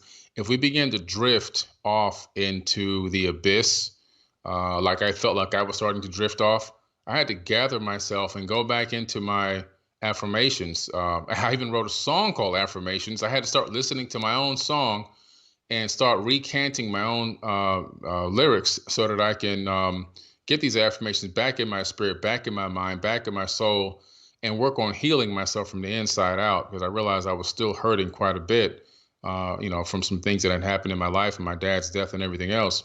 So I had to tap back in and going back into those affirmations. They're called the 42 Laws of Mayat. They're in the Egyptian Book of the Dead. And I suggest everyone, goes in there and reads those 42 laws by Mayat. And also what I've done is there's a song called Affirmations by Forbidden Knowledge. It's on every music platform. You can listen to it for free on YouTube. And it really gives you a very wide array of affirmations that I think can touch every single person in their life, depending on where they are and what's going on with them. So I tried to cover everybody. And I think that those positive affirmations can really turn things around, because it's been proven now that saying positive affirmations about yourself to yourself out loud for 21 days, this is a real laboratory study, can reprogram your DNA. So we need to start doing our affirmations. I do them now every single morning. I don't miss a day anymore. Okay, so what is this from Mayat? Oh, so Mayat, so the 42 laws, I'll just give you some of them right now. Mayat, let me go in here and pull some up real quick. 42 is quite a bit. And Sarah just tweeted she feels very connected to Mayat. Wow. Yes. A lot of people, a lot of females are really connected to this Mayat. I think she's really fractally incarnated herself back into a lot of women that are raising in consciousness right now on this planet. But the 42 laws, here goes her 42. These are this is just one of her affirmations list, but here's one. I have not committed sin. I have not committed robbery with violence. I have not stolen. I will not slay men. This thing is too small to read. Hold on, let me try to open one bigger. I honor virtue. I benefit with gratitude. I am peaceful. I respect the property of others. I affirm that life is sacred. I give offerings that are genuine. I live in truth. I regard all altars with respect. I speak with sincerity. I consume only my fair share. I offer words of good intent. I relate in peace. I honor animals with reverence. I can be trusted. I care for the earth. I keep my own counsel. I speak positively of others. I remain in balance with my emotions. I am trustful in my relationships. I hold purity in high esteem. I spread joy. I do the best I can. I communicate with compassion. I listen to opposing opinions. I create harmony. I invoke laughter. I am open to love in various forms. I am forgiving. I am kind. I act respectfully of others. I am accepting. I follow my inner guidance. I converse with awareness. I do good. I give blessings. I keep the waters pure. I speak with good intent. I praise the goddess and the god. I am humble. I achieve with integrity. I advance through my own abilities. I embrace the all. Powerful stuff. Powerful. Yeah. Powerful. I mean, and this is why do we, it sounds like the basic of the basics, right? This should come naturally to everybody. Mm-hmm. We managed to let it go. Yeah. You know, and I don't understand why. The trolling, the comments, the things that happen today on the internet, where I see in social media, where it's now become second nature and easy for people to break totally away from everything that you just read from Mayat. Yes. Right? It has gone out the window. Mm-hmm. Right? They've become vicious. Why? Who is to blame here if we're going to start pointing fingers to allow all of this? And I'm as guilty as anybody else, where we have let go of these basic fundamentals of who we should be and how we should treat others. Right? The very foundation of how we were raised, we were taught all of that from the beginning. And again, right back into amnesia, right? Right back into amnesia. It's very easy to drift into the darkness. the Emerald Tablets of Thoth, he calls them the Dark Brothers. And I think that they're also, a theoretical dark brother, not necessarily a real person that are dark brothers, but in some ways, the consciousness, the dark part of the yang, of the yin, the part of us that kind of leans towards the darkness a little bit. And it becomes very easy to walk in darkness, and it becomes very easy to be dark. Sometimes, being on the light side, it takes a little bit more energy, because if somebody is doing something that's really agitating you, it takes a lot more energy to be calm, to be, able to handle the situation and think through it and to respond in an appropriate manner, versus the dark side. It's very easy to just snap on that person and go crazy. That's easy to do. That's really easy to do. So a lot of these things take a lot more energy, and because they take more energy and thought processing and focus, mental focus, I think that a lot of people drift into the darkness a little bit more because it's just an easier path. And this is why the path to becoming an ascended master is not an easy one. And one of the things that a person can do, based on my research now, if you're acting in gratitude and unconditional love, a lot of the things I just read will automatically fall into place without you having to think about it. If those two things are your main focus, a lot of the things on this list are automatically going to happen. So it takes conscious thought. It takes awareness. You have to be levels above the darkness to look down and realize how to handle a situation. I use this all the time. If somebody cuts you off in traffic and you swerve, and the first instinct is to chase them down, flip them the middle finger, get in front of them and pump your brakes and all this kind of crazy stuff, this road rage stuff. Or you can do what I've learned to do now. Thank God for the fact that I didn't crash and die, number one. Number two, let me bless this person, because they're obviously either in a rush, were unaware, they could be having a stroke. They could be a woman there driving, having a baby. We don't even know if a water broke. We don't know if they just found out that their kid got hurt at school. We don't know what happened, but let me bless them and bless their path.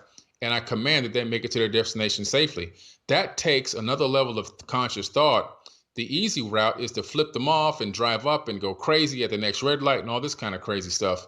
So we have to now, as beings that are trying to ascend and go to another level, become ascended masters, become 5D consciousness that you hear everybody talking about. Well, we got to work for that. That's not going to just be some magic overturning thing that's just going to happen and the cosmic rays are going to transmutate us. We got to work to get to that level, and this is what it takes. Being bad, doing the wrong thing, easy.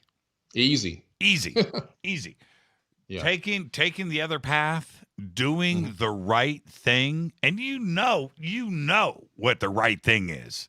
Everybody knows the difference between right and wrong. and doing the right thing is hard. Yeah. It's hard. It's hard. Just do it.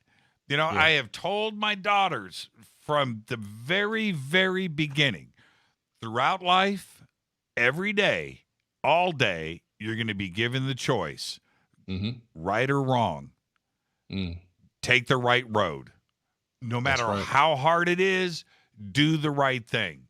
You do the right thing, you have nothing to answer for. You do the wrong thing, you've got stuff to answer for. And it could be whatever it is. And it may be easy at that moment and maybe even fun, right? It may be easy at that moment. You're going to pay for it. Yeah. You are going to pay for it. Do the right thing, and you've got a clean slate. Everything, just do the right thing. Doing the right thing is hard. Getting good grades in school, that's hard, man. You got to work for it. Yep. Getting bad grades in school is easy. It's easy. It's easy. And that's it. We're going to the Hermetic principles of cause and effect that we taught me and you on stage. Right. Cause and effect. Every decision you make is going to have a consequence, no matter whether it's a good consequence or a bad consequence. But every decision there's going to be a consequence to that decision and the action behind that decision. And there's a famous martial art instructor named Masaki Hatsumi. And what he says, and this actually, I put this into my book because it was so powerful. I'm not teaching you how to fight. I'm teaching you how to control evil. That's what we're doing here. You see?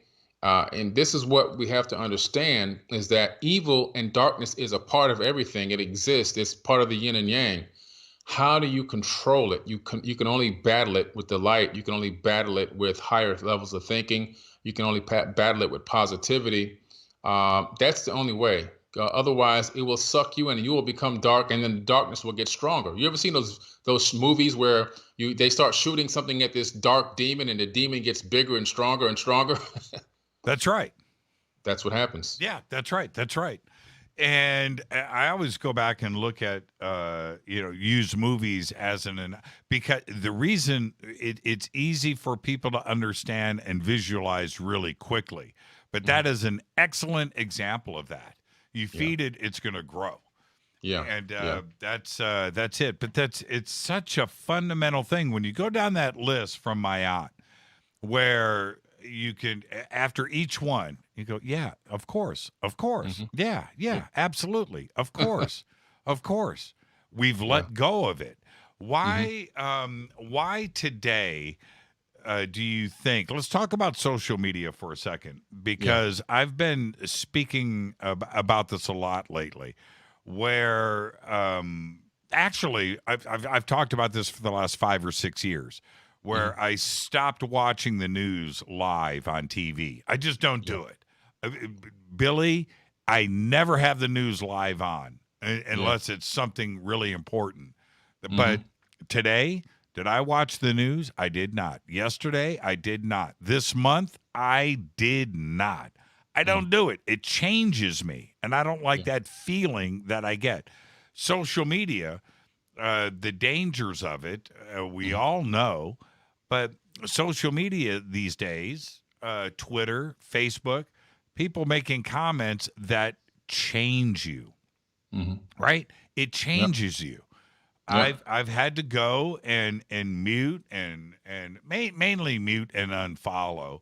I don't block anybody unless they ask, for that, and then I'll do it. I really don't care, but I don't want stuff in my feed these days. And why is it that society has changed so much where people will post something on social media that they would never say in public? They would never say it to their family or their friends, but they feel that it's okay to do that in social media. Why these changes?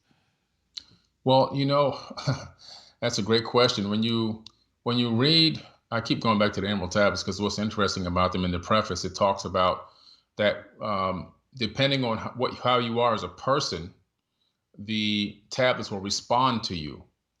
And so this goes into what a person truly is like deep down inside. Some of these people, these trolls that jump out and come out with all these horrendous comments and statements and so forth and attacks, deep down, they're extremely dark people and they're hurting people. Some may be mentally hurt, some may be physically hurt, some may be have DNA trauma in their epigenetic memories, but they're hurting. These are people that are seriously not sane, not okay people.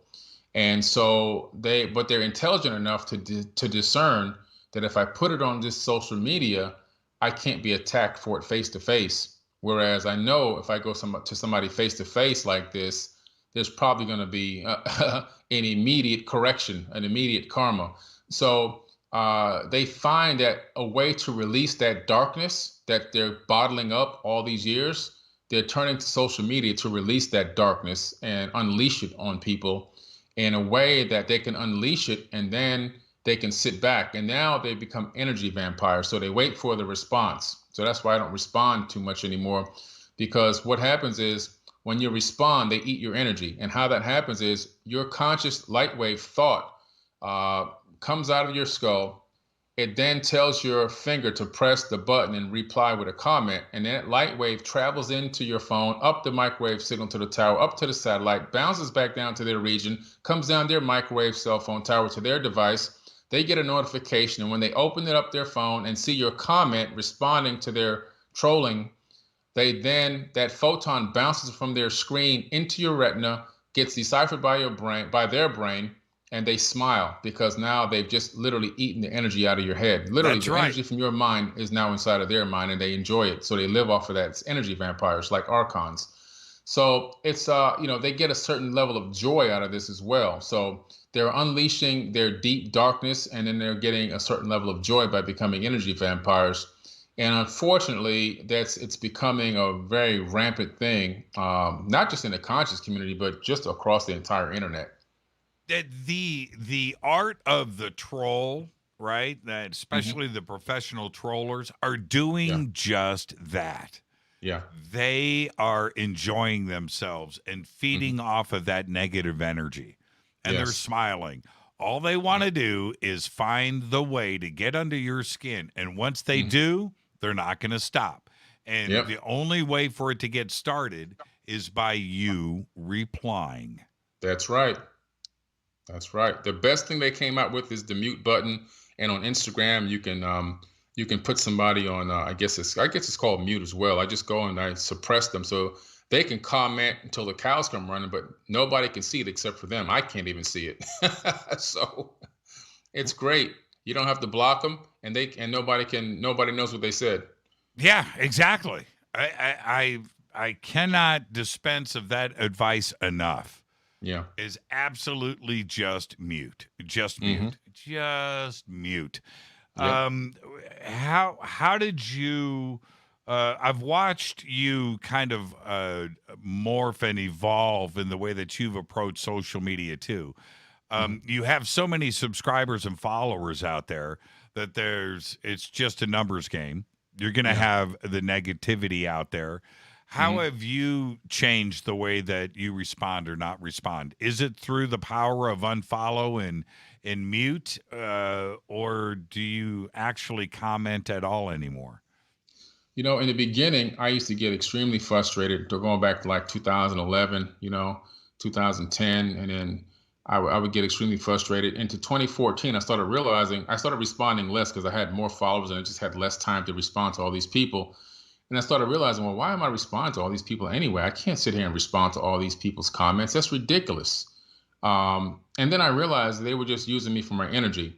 From time to time, if I see a comment that I think other people can learn from my response to what I believe is the situation or what's happening or what they can esoterically learn from, I'll respond to some people in certain ways, not to respond to them, but to teach other people information because they read the comment replies, especially if it's a person that doesn't seem to be attacking too hard, or maybe they just really are ignorant and just don't know. But for the most part, I don't get to respond. I don't get to DMs a lot. I don't get to the messenger messages. It's just so much, and the tweet messages, and it's so much. I just can't get to them.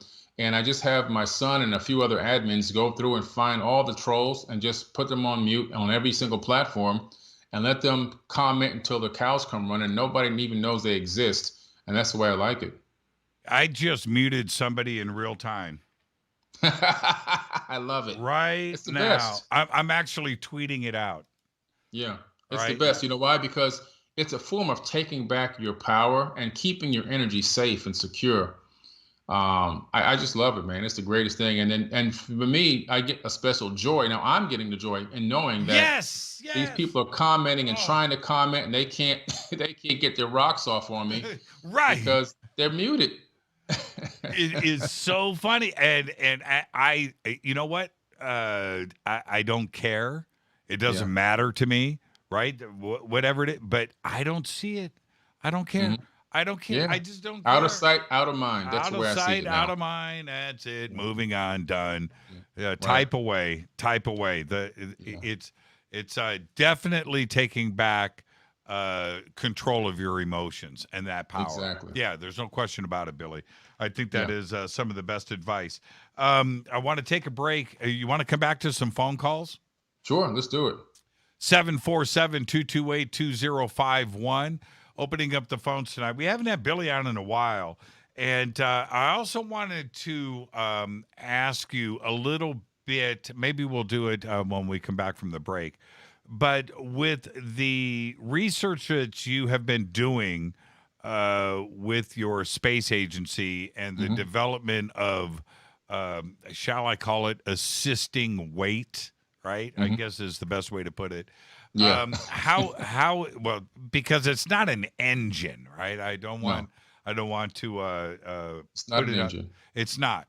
But how is that going? COVID-19 slowed us down a little bit, obviously, because I was coordinating with several physicists and engineers around the world. And so we would, they would have to fly here and things like that, fly back and forth. And because of the COVID, it really, unfortunately, significantly slowed down our progress this summer. We're going to revamp and regroup again, hopefully in the winter, and then make our plans to try to have that big push in going into next summer. So it really put us back about, looks like maybe 9 months now from what our initial benchmarks that were set for. It's going to be pretty exciting, not only for you for the rest of 2021, but for 2020. It has to get better, Billy. What do we do? Yeah.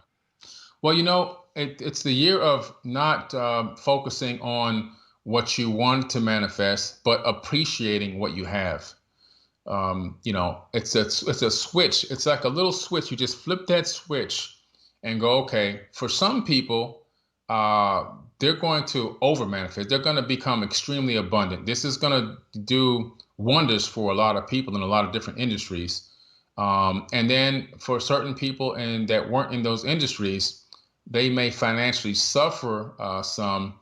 But now I think overall, everyone, including the people that became financially more abundant, are all now realizing when you are locked down, what you take for granted. And so now it's become the year of really appreciating what you have. I myself, financially, I didn't take a hit at all, but I really miss being able to just say, you know what, when Eddie Murphy called me and said, hey, Billy, I want you to come to my daughter's art gallery, and I just hop on a plane the next morning and fly to California. I can't do that anymore.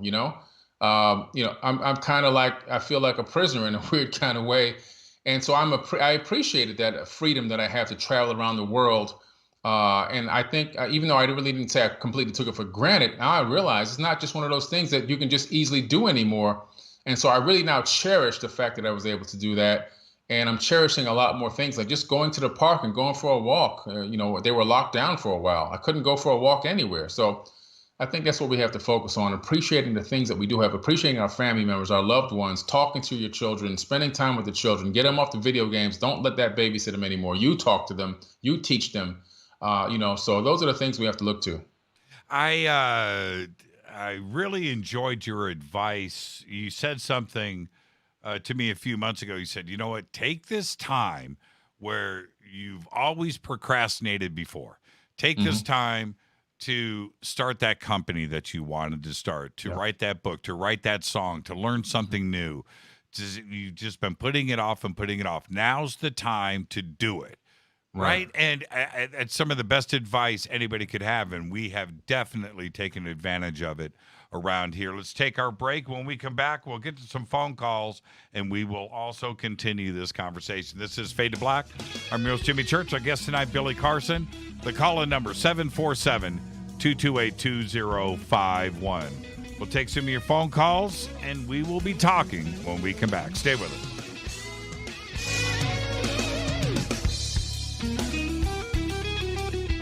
Hi, everybody. This is Rob Halford, the Metal God, on JimmyChurchRadio.com. This is KGRA Digital Broadcasting Station. Salt Lake City, Utah. Van Buren, Arkansas. Why is it we're not very good with our health regimen until it's too late? We don't put oil in the car until the engine blows up. When the body's out of balance, your health is not so good. Give your body some love. Log on to GetTheT.com. That's GetTheT.com. Try our Life Change Tea, which cleanses you from harmful intruders. A clean colon is one of the ways to bring the body in balance. We also carry organic supplements to help you get where you need to go. So do your body a favor. Log on to GetTheT.com. That's GetTheT.com. You can even visit our sales page to save some dough. Does anybody call money dough anymore? Anyway, if you're looking for short, helpful health tips, go to YouTube and punch in Health Matters Now. That's Health Matters Now. So, log on to getthetea.com, shop, get balanced, then learn some cool tips at Health Matters Now. You'll be glad you did. That's getthetea.com. Your contact for current news and trending topics. KGRAradio.com. This is Jimmy Church of Fade to Black, and I only drink Fade to Black blend coffee from River Moon. Just click on the River Moon Coffee banner at jimmychurchradio.com. Promo code F2B Blend. Let's face it, you've always wanted to do a sky watch and see your first UFO. Today, it's easy. Just get your own HP7 3B Cobalt Jimmy Church Edition night vision goggles from Hoffman's Optics. This is the same U.S. military system that I use, featuring a Generation 3 blue phosphor image tube. That's right, it's blue, not black and green. This is the only blue system in the world, and it's waterproof, lightweight, combat-proof, simple to use, and ready to go. Hoffman's Optics helped create night vision sky watches, and now you can see what everyone has been talking about each night from your own backyard. Just call 760-231-9929. That's 760-231-9929. You can click on the banners on our site or visit UFOnightvisiongoggles.com. That's UFOnightvisiongoggles.com. Go back, Lee Tepe. This is the only way forward. This is Fade to Black. Make contact. KGRAradio.com. Did you know that when you're on the road with limited data or Wi-Fi available, you can still listen to every minute of Fade to Black by just calling 605-562-4482. No smartphone, app, or internet needed. It saves your data plan and no extra cost if you have unlimited minutes. Just call 605-562-4482. You can listen to me, Jimmy Church, on any phone, anytime, anywhere. Go back, Lee Tepe. Telepath is a weekly digital newsletter filled with the latest paranormal news, trending topics, and fresh articles from some of the most popular critical thinkers in the community today. Stay informed on your favorite paranormal podcasts and live streaming talk shows. Interact with the Telepath and upload your paranormal story or pics. It could be featured in an upcoming edition. Sign up right now for the free Telepath newsletter at paranormal.radio. That's paranormal.radio.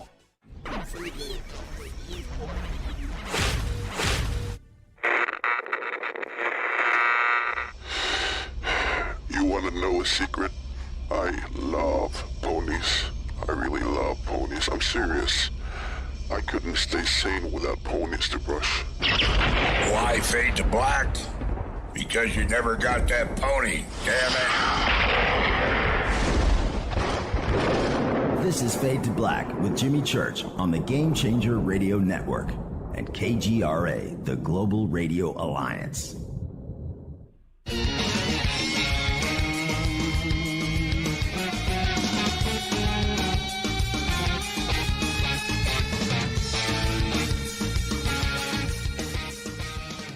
Welcome back, Fade to Black. I'm your host, Jimmy Church. What a great show tonight. Billy Carson is our guest. More with Billy in just a minute. 747-228-2051 is the phone number to call if you would like to talk to Billy. I've got some calls on hold. We'll get to those too as well. Now I forgot what I was going to say. I had something that Billy, there was something. Oh, I know what it was. Okay. Reprogramming DNA. You mentioned that a couple of times tonight, and I've heard you do presentations about this. Not to spend a whole lot of time on it, but when you make that reference, what are you talking about? What we're talking about is scientists, nuclear biologists, physicists have all now discovered that DNA responds to cymatic frequencies, audible frequencies and vibrations, and even ones that we can't hear as human beings. Also, DNA responds to light. So when you start to analyze the way that humans are set up, we have epigenetic memories, we have our DNA, and we also have, we're all made of atoms. All three of those mediums store data. So we've discovered that the epigenetic memories can literally store up to 15 to 20 years of memories from your ancestors and their traumas or their triumphs. They're all inside of your body. And so calling on your ancestors, like they used to say, is a real, true thing. They're inside of you. And those traumas and those PTSDs and things that we see people experiencing now could be from ancient traumas that happened in the past with their own ancestors. Then we look at the DNA, how it stores memory. The DNA literally uploads and downloads like a Wi-Fi, and it has a capability of downloading electromagnetic frequencies and storing the data on the DNA itself. And that data can then be converted into zeros and ones and uploaded to a computer. This has been scientifically proven now. And then the third one is atoms. Now, we're all made of trillions of atoms. Each atom has electrons orbiting them. And they've now discovered that you can write data onto each individual atom, and the electrons themselves are conscious. They make a conscious decision to go from a wave to a particle. So we're talking about the capability of understanding that the human body is formless and also form. We are wave-particle duality. We exist as a wave, and we also exist as what we call condensed or frozen light, because all that exists in the third dimension is light. Now, by subjecting yourself to positive vibes, positive information, positive affirmations, meditations, sun gazing, nature walking, all the things we were talking about today, those things literally will begin to reprogram your DNA, dispel some of the negative epigenetic memories, put yourself on a positive mindset, reprogram the DNA so that you're thinking more positively on a more consistent basis, and also then being able to tap into your light body and understand how to use your light waves in your mind, how to interact with the universal consciousness, and create a better draw for the law of attraction so that things fall toward you that you want to manifest into your life. It's a powerful thing. I've gone through 6-hour lectures on these topics, and a lot of people had a lot of positive things to say after utilizing a lot of my techniques. Yeah, the part of this. Oh, I'm getting an echo. Okay, now it's gone. That was weird. The nature itself, and I'm talking about birds and dogs, and where they are changing their DNA. They are doing it. They do it. It's part of nature, and we're not any different. We're all made from the same amino acids, man. Our DNA strains, the same basic sugars. It doesn't matter what you're looking at on this planet. And if nature does it, then we cannot even come into some kind of denial where we're different. We can't do that. It doesn't work that way. Let's go to the phones. Hi, you're live on Fade to Black. Who's calling? Hey, Jimmy, it's Max. How you doing? Hey, Max, how are you? Say hi to Billy. I'm doing excellent. Billy's definitely one of my favorite guests you have on there. He is wicked. So I'm going to lay something down here. I've been waiting for the perfect moment to bring this one up on a call. And I won't touch base too bad on the whole COVID thing. This is a good development. All right, so a couple weeks ago, some people were having these arguments, mask, no mask, and I'm kind of on the center of that whole deal. But I started thinking, heck, I'm going to build one that actually works. All right. So I started doing some stuff, and I've got some experience doing some patenting and everything myself on some other inventions I got. But I'm looking at that UVC light, and I started getting into all the you have when you do a patent, you have to cite a bunch of other people's patents that are somewhat similar to make sure you're not treading into their territory. Well, part of the whole deal, I started looking at there was a bunch of vaccine making patents that kind of relates to this whole thing, and what it is they're deactivating they're deactivating all the viruses with this stuff, but they're generally doing it in a liquid, like so that they can later transfer it into a serum or go on from there. But it's also used in household ductwork and everything. So I started doing all the math, coming up with the calculations to actually make this thing work. And I'm looking at it and I start getting mad because I see how many patents there are. I'm like, it's like this whole thing is just being kept from us. But you can deactivate the virus as it's entering your breath, and it will also become just like what's the definition of the vaccine? Dead or weakened viruses, right? Mm-hmm. So you're deactivating this stuff as long as you run the math for the sterilization and everything correctly. You have a vaccine right there, and it's just by breathing in this air that's been basically sterilized and deactivated. So what you have, is it battery powered? How does it work? Yep. Right now I'm running this thing off of one of those cell phone recharger deals. And I mean, you can't look directly at UVC light, and you don't want it to really expose to your skin. But I've got it encapsulated in a gas mask canister, right? And it's actually, I just now tonight got it set up where as you breathe in, it turns itself on, and then it turns itself back off because there is some heat produced. I looked at a couple of different things though, but if you had a mega load of stuff that you were neutralizing or deactivating, it would give off ozone. But if you're just breathing and you're going throughout your regular day, it's hardly putting off any kind of a load like that. Well, you would wouldn't you freak people out at the supermarket, right? You know what? I think if you go put this thing out there, I mean, I had like 300 hits, and I had to take it off my Facebook. People wanted this thing. Yeah. And I just was like, I made this mask, and it works. Here's one that actually works. Well, what I was picturing, and you can have this for free. I don't have a patent, but what I was picturing is a face mask, like a normal face mask, that everybody has, but with UV tubes in it, coming up your cheek, maybe 3 on each side, and a little battery pack, and it would be on your face itself. As you're sucking in the air past the UV tubes, that would be embedded in the face mask itself. I think that's a great idea. So there you go. You can run with it. Yeah. Well, and it would. I'll definitely send you. I'll send you like a free sample or whatever. Heck, you can play with it or whatever. But yeah, I was messing with one of the fiber optics the other day too, so that could kind of intertwine. Exactly.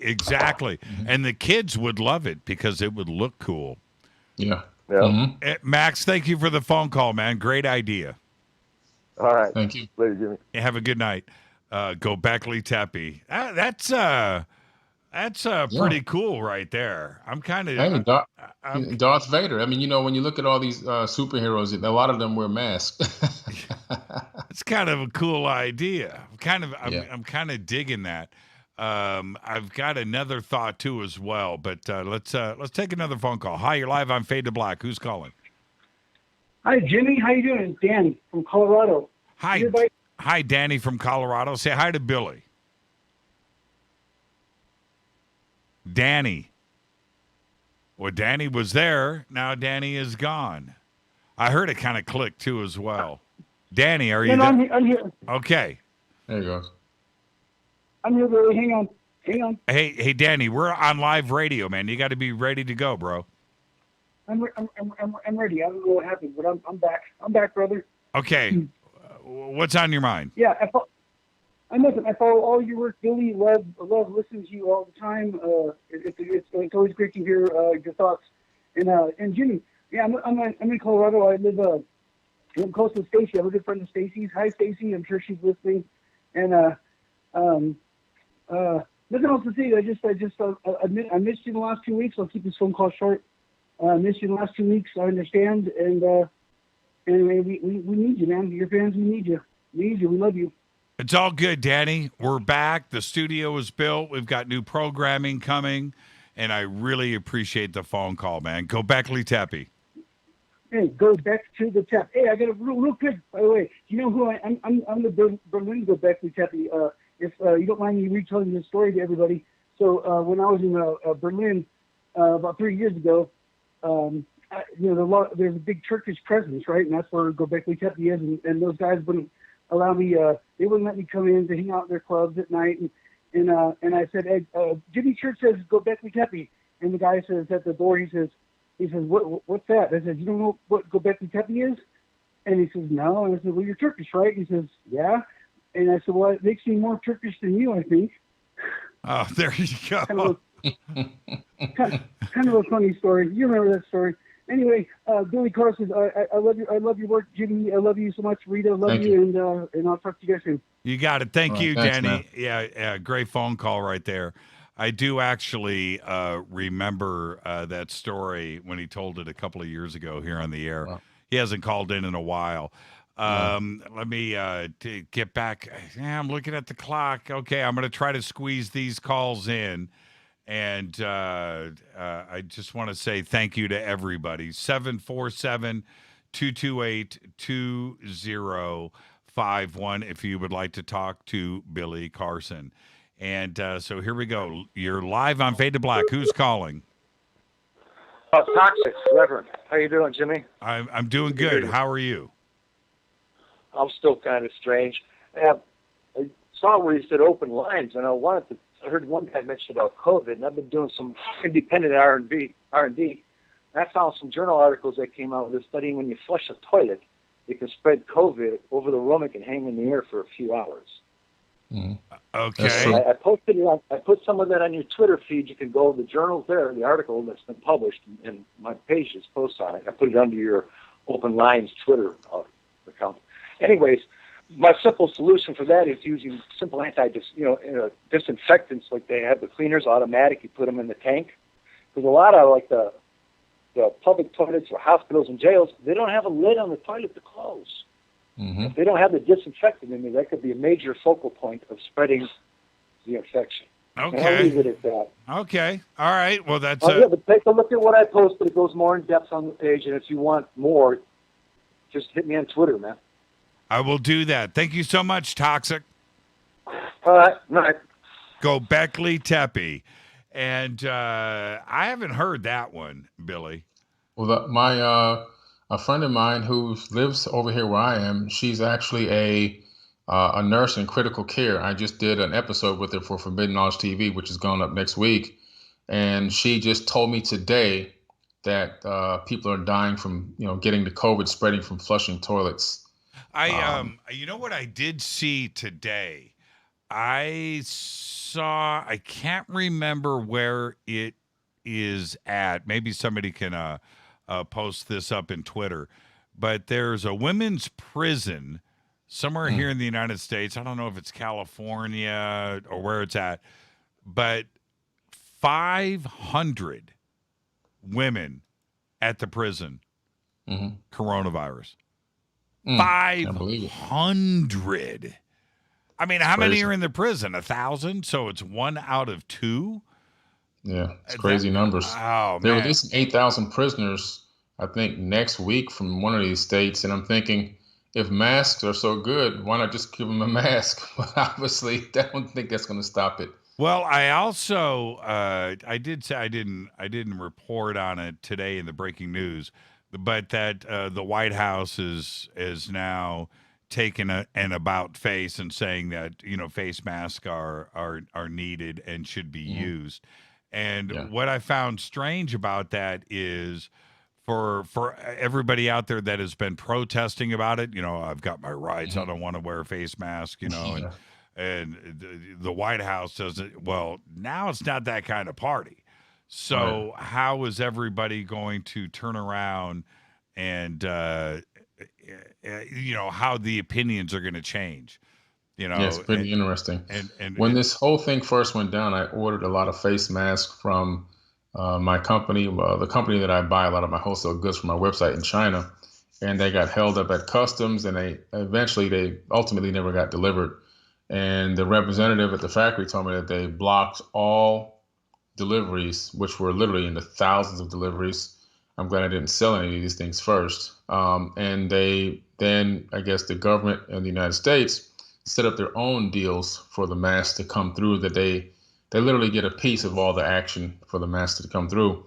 So they set it up that way. So only specific companies are able to, import the masks. So it's really interesting. It turned into a big moneymaker, obviously, but now we have the pollution of the mask as well. So it's just a crazy planet we're on. I've got my JimmyChurchRadio.com face mask right here. Put it on. Nice. Yeah. Nice. Oh, I'm wearing my. There you go. I'll put it on over. Oh, well. Oh, I couldn't do There it. you go. I've got headphones on. I can't do it. Let's go back to the phones. Hi, you're live on Fade to Black. Who's calling? Hey, Jimmy, how you doing? Hey, doing good, JT. What do you got for Billy? All right, well, I put it in the FTBQ, but I don't know if you saw that. Could he use, Billy, how you doing? Thank you for taking my call, by the way. All right. And then, so could you take that affirmation you read and take it to, like, the administration or the Portland, say Portland, Oregon, surround those people with big PA system and use not sound warfare, but sound peace warfare on them, and just blast them and keep blasting those affirmations over and over and over. Would that reprogram their DNA at all, do you think, or not?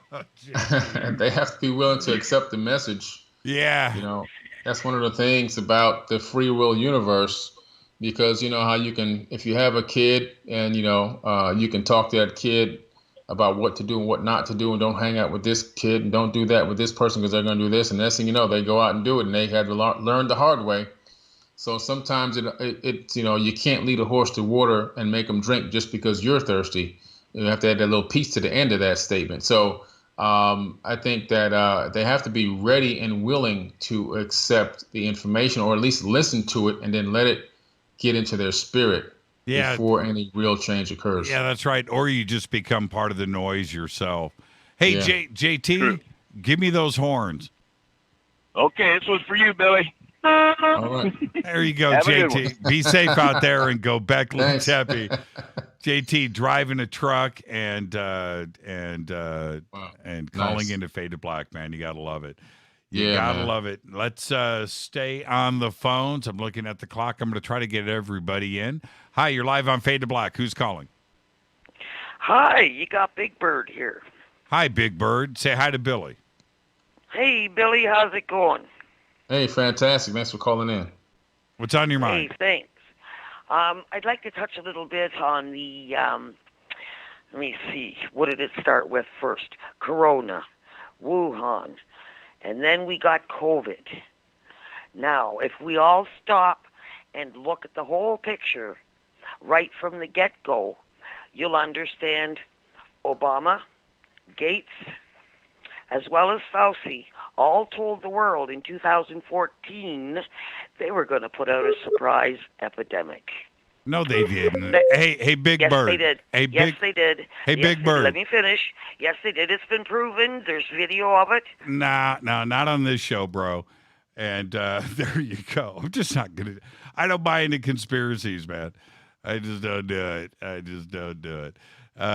Sorry about that. I'll let everybody know. I'll cut you off at the knees if you bring on stuff like that. There's no time in my life for it. Hi, you're live on Fade to Black. Who's calling? Hi, this is Rhea. Hi. You know me as Marina. How are you? Hi, Rhea Marina. How are you? Good. As soon as I dialed in tonight, I just got a super anxiety spike, so that's interesting. I'm in channel tonight, so I'm going to do my best to just speak straight and not go into channel, but it does happen, and I feel it coming. So thank you. Billy, I'm really excited for what you've got going on. My personal interest is about at Contact in the Desert last year, there was a panel, and I wonder if you were there. I feel like you were. There was a panel where Eric von Daniken said that if his translations were correct and if his math were correct, he conjectures and postulates that aliens ought to, at this time, be infiltrating our society, learning our languages and our customs. Were you there at that panel? And is there anything that you can share about that? I believe I was there. That was, I think it was 2019. I thought so. Contact in the Desert. Yeah, I was on the panel with them several times, actually. I think that they've been here. I just really believe in one of the Sumerian tales, it appears that there was a final pyramid war, which really completely just led to destruction of the Atlantean civilization. The one that was not just a ring city, but on the entire planet Earth, the moon, and even Mars, and maybe even beyond. But there is a detail in there that says that some of the people that lost this battle, some of these beings, they were stuck here. They didn't have a way to leave.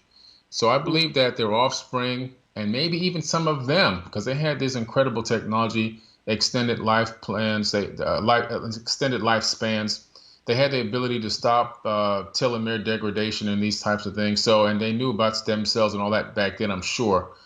So there's a possibility that they've, reconnected with their ancestors or their civilizations, that they could be visiting consistently, that they could have made Earth their home, and could be walking amongst us. One of the things that Thoth says in the Emerald Tablets is that they have the ability to clone bodies, transfer consciousness into the body, and then walk.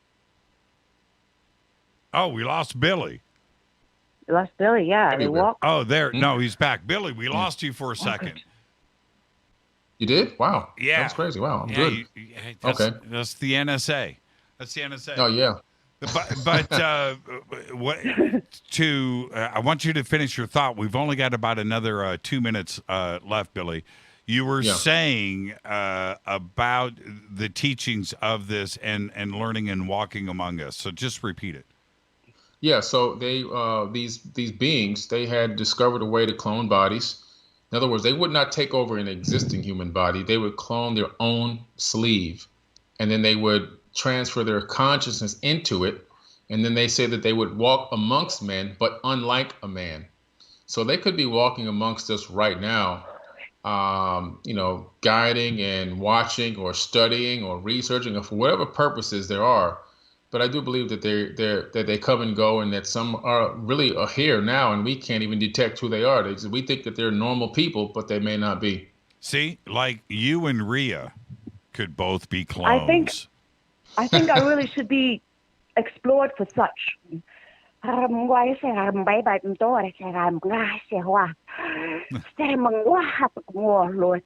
Many beings speaking light language. This is so important. Understand? We coming through, and we're learning how to be you. And this woman is a channel. Sophia Logos principle. You must pay attention. Yeah, and I've been hearing, and Rhea, thank you for the phone call. That's how it happens. Just comes through. I know. And we've had a few people speak like languages on this show. And Rhea, go Beckley Tepe and enjoy the rest of your night. We'll see you tomorrow night right here on Fade to Black. Billy, what a great conversation tonight. And I want to thank you for everything that you do. And again, ForbiddenKnowledge.tv is the new network. The links are up over at JimmyChurchRadio.com. And, of course, there's ForbiddenKnowledge.com. All of the Forbidden Network and social media is out there for you to go follow, like, and subscribe. Billy, thank you so much, my friend. Thank you. Hey, thank you. It was great. I appreciate it. Great conversation, Billy. And we'll be in touch over the next couple of days like we always do. Thank you so much, man. All right. Bye-bye. Billy Carson. ForbiddenKnowledge.tv, ForbiddenKnowledge.com. Everything is over at JimmyChurchRadio.com. I'm going to take a quick break right here. This is Fade to Black on the Game Changer Network and KGRA, The Planet. Follow me on Twitter at JChurchRadio. Follow Billy on Twitter at Forbidden Knowledge. We've got the links up in our Twitter feed. I'll come back and keep the phone lines open after this short break. Stay with us.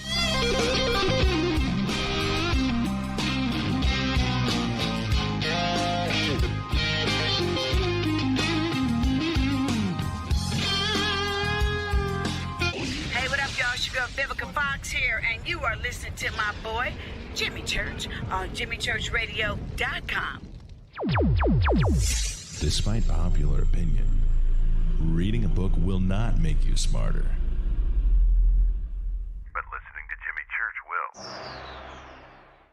This is Jimmy Church of Fade to Black, and I take Life Change Tea supplements every single day. It's what I do. Click on their banner at JimmyChurchRadio.com. When you take the beans from Central America with dashes of Indonesian and African mixed in and then roast it to the dark side of Fade to Black, you create the ultimate brew of fringe. Introducing the Fade to Black blend from River Moon Coffee. Yes, River Moon's darkest customized roast was created for the love of Fade to Black. The alchemy of masterful roasting and smoking the beans is in every sip of this full-bodied, dark Java. I need my coffee dark, deep, with distinct bittersweet chocolate highlights, just like the bunker. Leaning further into the darkness of the roast is Fade to Black Blend from River Moon Coffee. Just click on the banner at jimmychurchradio.com and use the promo code F2BBLEND for 15% off of your order today. Go Beckley Teppy.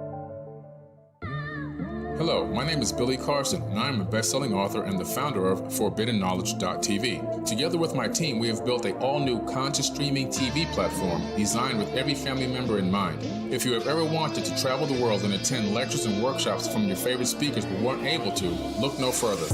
ForbiddenKnowledge.tv. There are dozens of workshops and lectures from speakers you know and love. We have also included amazing categories to assure that your consciousness is entertained and elevating on a daily basis. Amazing interviews, ancient history, ascension knowledge, wisdom teachings, documentaries, conspiracies, mysteries, health and fitness, conscious cooking, meditations, finance, yoga, and so much more. To start your free trial on any mobile device or computer, surf to ForbiddenKnowledge.tv. That's Forbidden Knowledge with the number 4, ForbiddenKnowledge.tv. Again, visit ForbiddenKnowledge.tv today.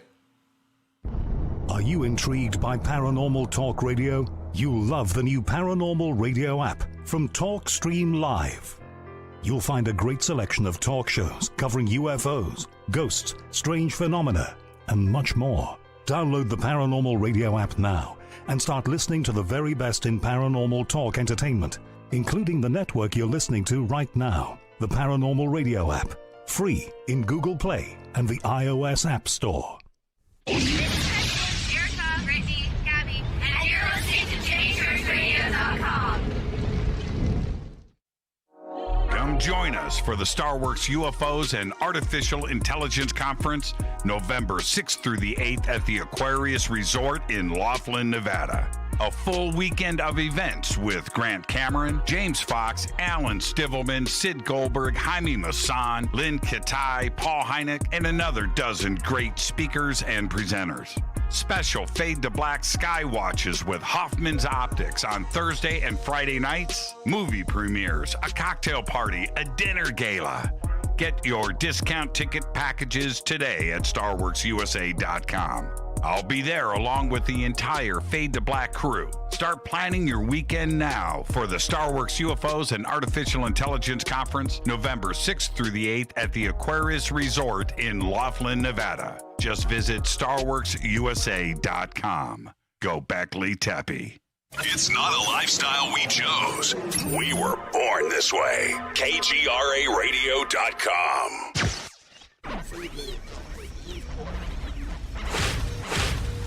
This is KJCR at JimmyChurchRadio.com.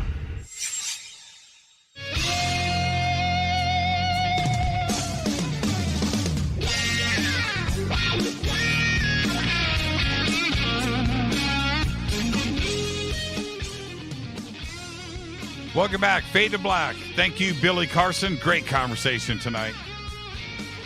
All the links for Billy are over at JimmyChurchRadio.com, our brand new, fresh, beautiful website. If you haven't checked it out, go over to JimmyChurchRadio.com and see all the hard work that we put into that. Big changes happening here. So many exciting things. We've got a new series that's going to be premiering very soon called The H Factor. And we've got the new YouTube channel up and running. You can go and subscribe to that. It is the Game Changer YouTube channel. We've got the links up. You can go follow and go and subscribe to it. And you don't want to miss our premiere episode. And the only way to do that is go subscribe to the channel, click on notifications, and there you go. So you're all set up. And, all right, so open lines for the rest of the night, 747-228-2051. 747-228-2051. Let's go back to the phones. Hi, you're live on Fade to Black. Who's calling? Hey. Yes, you're live. So, Jimmy, I just want to say I love the conversation you had yesterday about Elon Musk and downloading consciousness and the whole subject, and I love that you say, and I've been saying this for so long, and it's like people can't wrap their minds around it, but like if there's another version of me, what good does that do me? And it might even piss me off, because I was thinking, like, what if there's another me that's like somehow takes off and he's like dating supermodels on the French Riviera, and it just pisses me off, you know. Well, there's that aspect of it. The thing that most people don't realize when they talk about, you know, some, you know, billionaire, you know, achieving immortality and living forever, that guy isn't going to experience it. It's a new version of him or her. No, you exactly, don't, because we can't quantify consciousness. We don't know what consciousness is. So how in the world are we going to transfer consciousness? But you were talking a lot about Elon Musk yesterday, and it made me realize that actually Elon Musk is totally consistent in what he does, because you almost have to believe that we're part of a matrix to want to become a part of another matrix. And so that's why it makes perfect sense to Elon Musk, because he thinks, okay, I'm just part of some program, so I'm going to put my brain into another program. But if you don't believe that we're part of a matrix, then the idea of going into another matrix is pretty scary / creepy. Yeah. I agree with you. And there's what's your name, by the way? Mike from Vegas. Hey, Mike from Vegas. Is the other part about all of this is, and we discussed this briefly last night, that if E.T. has gone through everything that we are going through now, and you would have to safely assume that they've gone through all of the changes that civilization does, right? You start off primitive, you learn, but you start off primitive. You figure out fire, you figure out technology, you move into the computer age and the information age, and certainly the ability to self-destruct and create weapons. And if you move past all of that and you survive that as a civilization, and you're moving on with the ability to achieve real artificial intelligence, and maybe tap into the power of a sun and go into a type 2 and type 3 civilization, where you quite possibly have a computer network driven by AI that can create a simulation, and that the power of that would evolve into the ability to create a universe, not only your own little artificial reality for everybody to go and check, but creating other artificial worlds like No Man's Sky, right? That video game. Well, we could be that. We could be part of that simulation. And if we are, and who cares? It's not going to change. We are. I mean, if we are, then it doesn't matter. I could bang my head against the wall all day. It's not going to change what I am. That's right. That's right. I'm okay with that. If that's what I am, then that's what I am. That's it. Mike, thank you for the phone call, my friend, and Gobekli Tepe. We'll see you tomorrow night right here for Open Lines on Fade to Black. And we're running open lines for the rest of the show tonight, 747-228-2051. If you're listening to my voice and you get put on hold, that's what is going on. But with that, let's go back to the phones. Hi, you're live on Fade to Black. Who's calling? Yeah, my name is Cindy. I'm from New York. Hi, Cindy. I have a question. Okay. Why do you hang up on people who disagree with you and call them conspiracy theorists? Why? I don't. Well, you just did. I did. Yeah, no, you did. What's that? You did. I did. Yeah, I thought you dealt in searching out conspiracies and figuring out what's right and wrong. When somebody calls in and goes into Bill Gates and Obama created the pandemic in 2014, I don't subscribe to that. I want to have an open mind with other people do. That maybe good. You should listen. Good, but there's a difference here, Cindy. This is my show, not your show. You're supposed to be into conspiracy theories, and you're supposed to try to help people figure things out. And you hang up on them because you don't subscribe to them. Hey, you know Cindy, what? You suck. I Bye. do. Bye. Oh, that is hilarious. All right. And let's keep this going. I'm enjoying that. Let's see here. Let's go here next. Let's see. That's funny stuff. That's funny stuff. Okay, you ready? Let's see who we have here. Oh, my phones are acting funky. Okay. It's calls are on hold for too long, and I get a delay. So let's see what's happening here. Hi, you're live on Fade to Black. Who's calling? Jimmy, it's Sarah Ann. Hi, Sarah Ann. How are you? I'm good. That was fun. Yeah, that was a good call. Yeah, don't make me hang up on you. Oh, no. Of course not. I would never do that.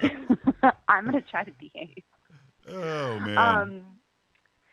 Gosh, well, I'm just going to go in a different direction. But when Big Bird called, it kind of made me think about Sesame Street. Do you remember that? I guess it must have been in the 70s when it was Land of the Lost and Sesame Street, Electric Company, right, and the Bugaloos. I don't know if you remember that. I do. Those were some good shows. And then I started thinking, like, Sesame Street was kind of like a bunch of aliens when you think about it.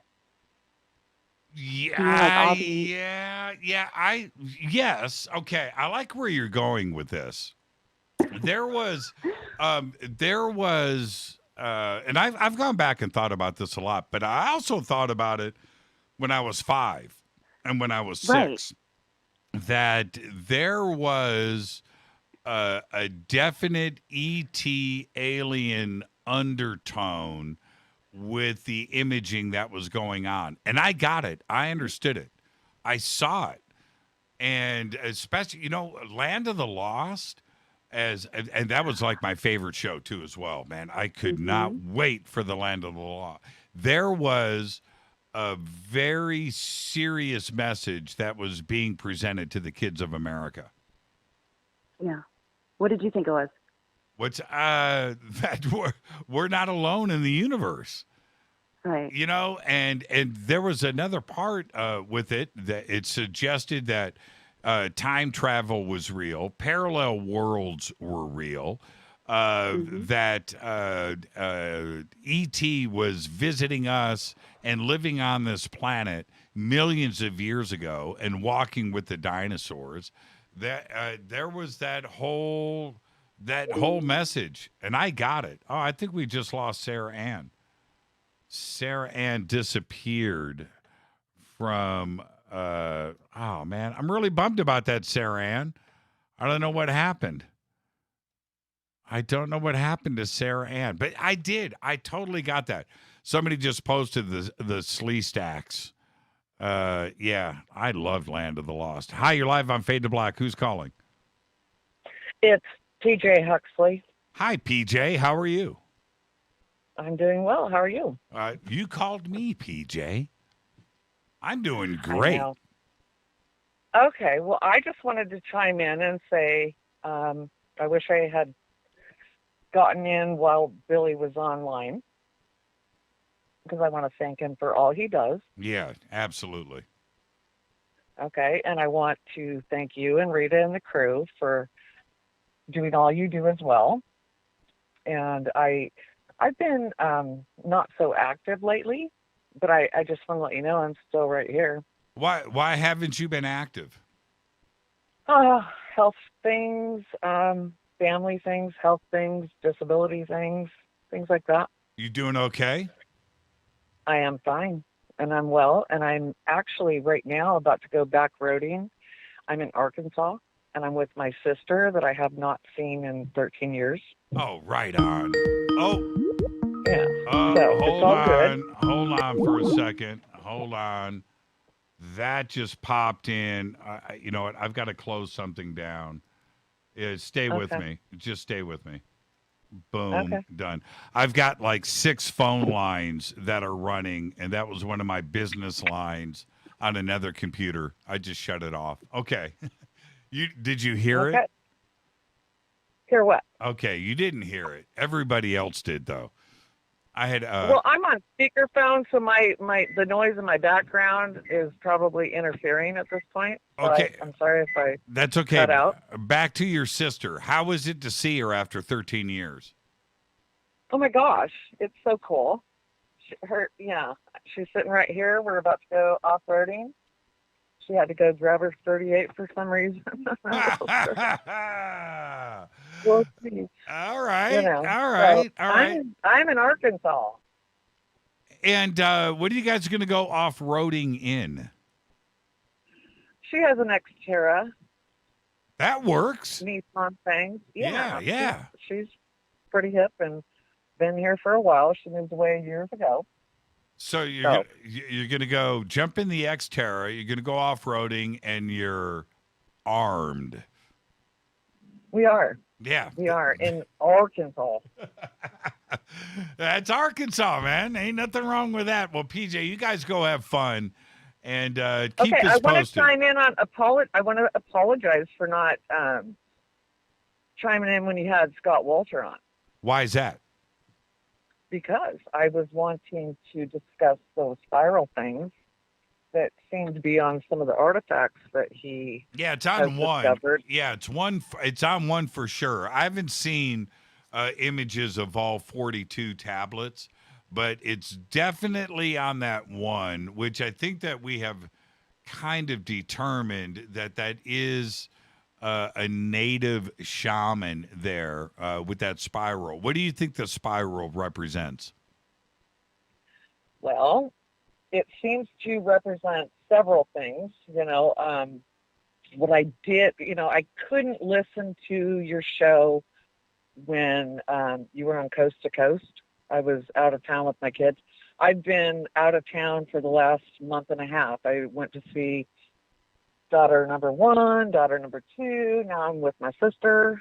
So I've been able to do some traveling lately. And so, but anyway, Coast to Coast on the 4th of July, I was a little bit toasty and probably not in a good condition to call in. Oh, there you go. I did listen to the replay, and I did hear that I think you referred to the one spiral direction, meaning going to the past. The other one was to the future. So that makes sense to me. I found it really odd, and there's an episode on America Unearthed that he hosted that they found the artifact in somewhere in Central America, and I think it carbon dated to 9,000 something. And it was, if I look at the images on his blog, they only show the one side of that one in particular artifact that I'm referring to. Mm-hmm. And it doesn't have a photo of the side that has a spiral. And for me, seeing that spiral on that artifact sparked my brain because, and this is something I've wanted to talk about. When I wake up in the mornings, sometimes if I clench my eyes, I see spirals. And this is the only reason why it's come to my attention. Prior to, 2 years ago, it never really was in my conscious awareness, let's call it. But since I've seen this, I've questioned it, and then I saw that episode, I'm like, there's a spiral, and they're in the hieroglyphics all over Egypt, and now it's in this thing that they found in Texas, and there's a reason for it.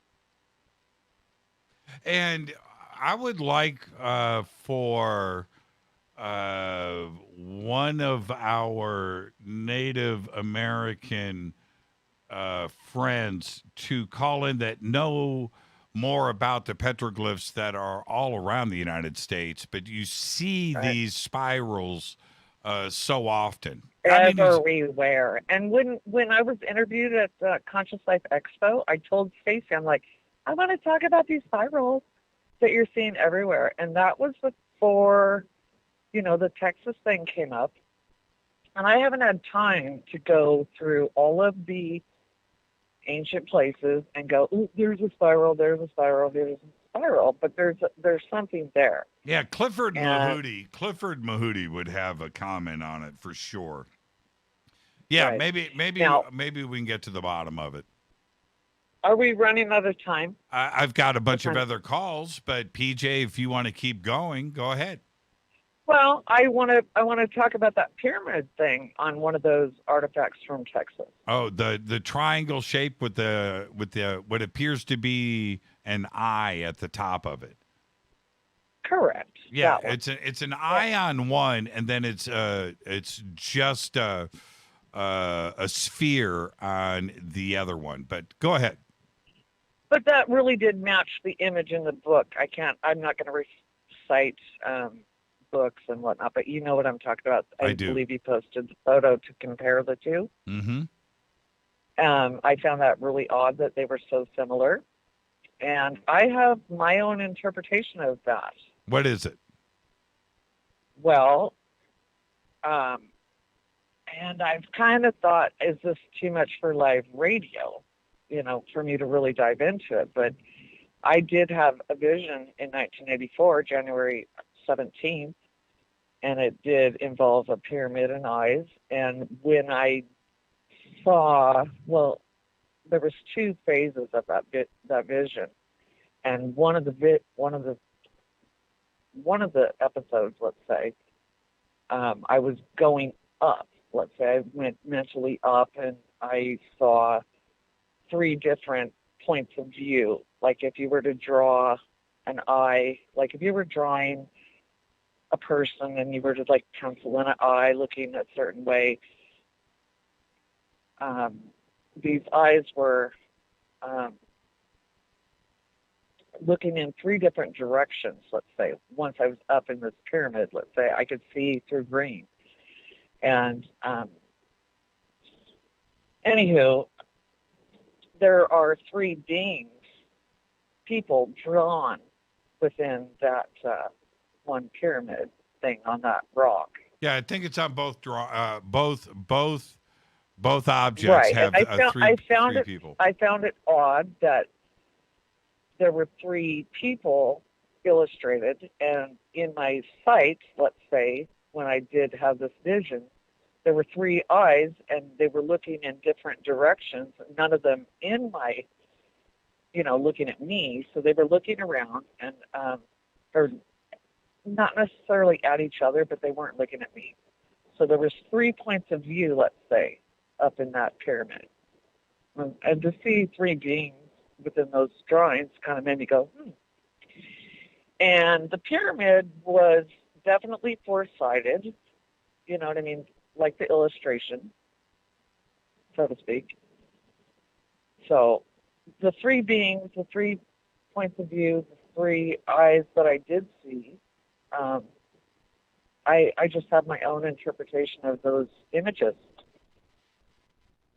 Yeah, I so much as I've looked at it, and I've got so many comments from different people, and including Scott, where we saw it was in the book, that was published about 15, 20 years before that. But when you look at this for the first time, there's so many different ways to interpret it. Are we looking at a pyramid? Are we looking at a triangle shape? The dotted. We're looking at a pyramid, and we're looking at an eye. So I'm gonna say that's my interpretation. Well, I see. That's what I saw at first, but the more that I looked at it, it appears to me, and we're looking at two different drawings, but that those are rays. Possibly those are rays coming down. and that it happens to be a pyramid shape. I kind of see that. I do see the pyramid. I see the all-seeing eye. I see what is represented on our money, the Illuminati symbolism too as well. I see that. I do. But then is it, are these three different? And because there was no bottom, let's say, in one of the phases of my vision, and I hope I don't lose reception because I just got on a back road, there was no bottom. Yeah, there was no bottom, and the open paths on the far left and the far right indicate some type of travel, maybe ascension and descension, ascending and descending. I see that part of it too. The three human figures at the bottom are all different. They're not the same, and I find that very interesting. There is definitely hieroglyphs in the center column of the ray or the side of the pyramid. Right, and I don't know about that language that it could possibly be, but there is a language supposedly. Yeah, and the dashes would show travel to me. Yeah, I don't know. It's very, very, very interesting. It's very interesting. And you can't deny the Egyptian side of it. You look at the hieroglyphs and you feel like you're looking at a pyramid. Is it Ra, the sun god, at the top in one image on one object that looks like Ra and the sun god? And the other one, it's definitely an eye.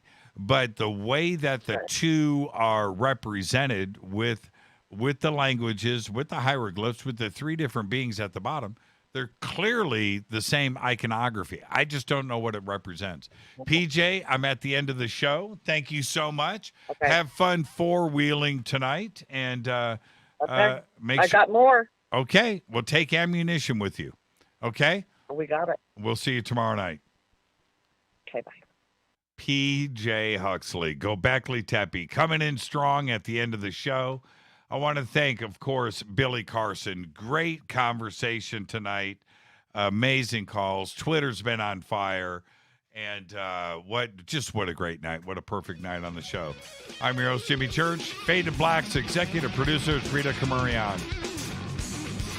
Show's produced by Hill J. Palm, Renee, Dennis, and Kevin. Announcers are Steve Harder, Gene Vito, and Mark D. Kovar.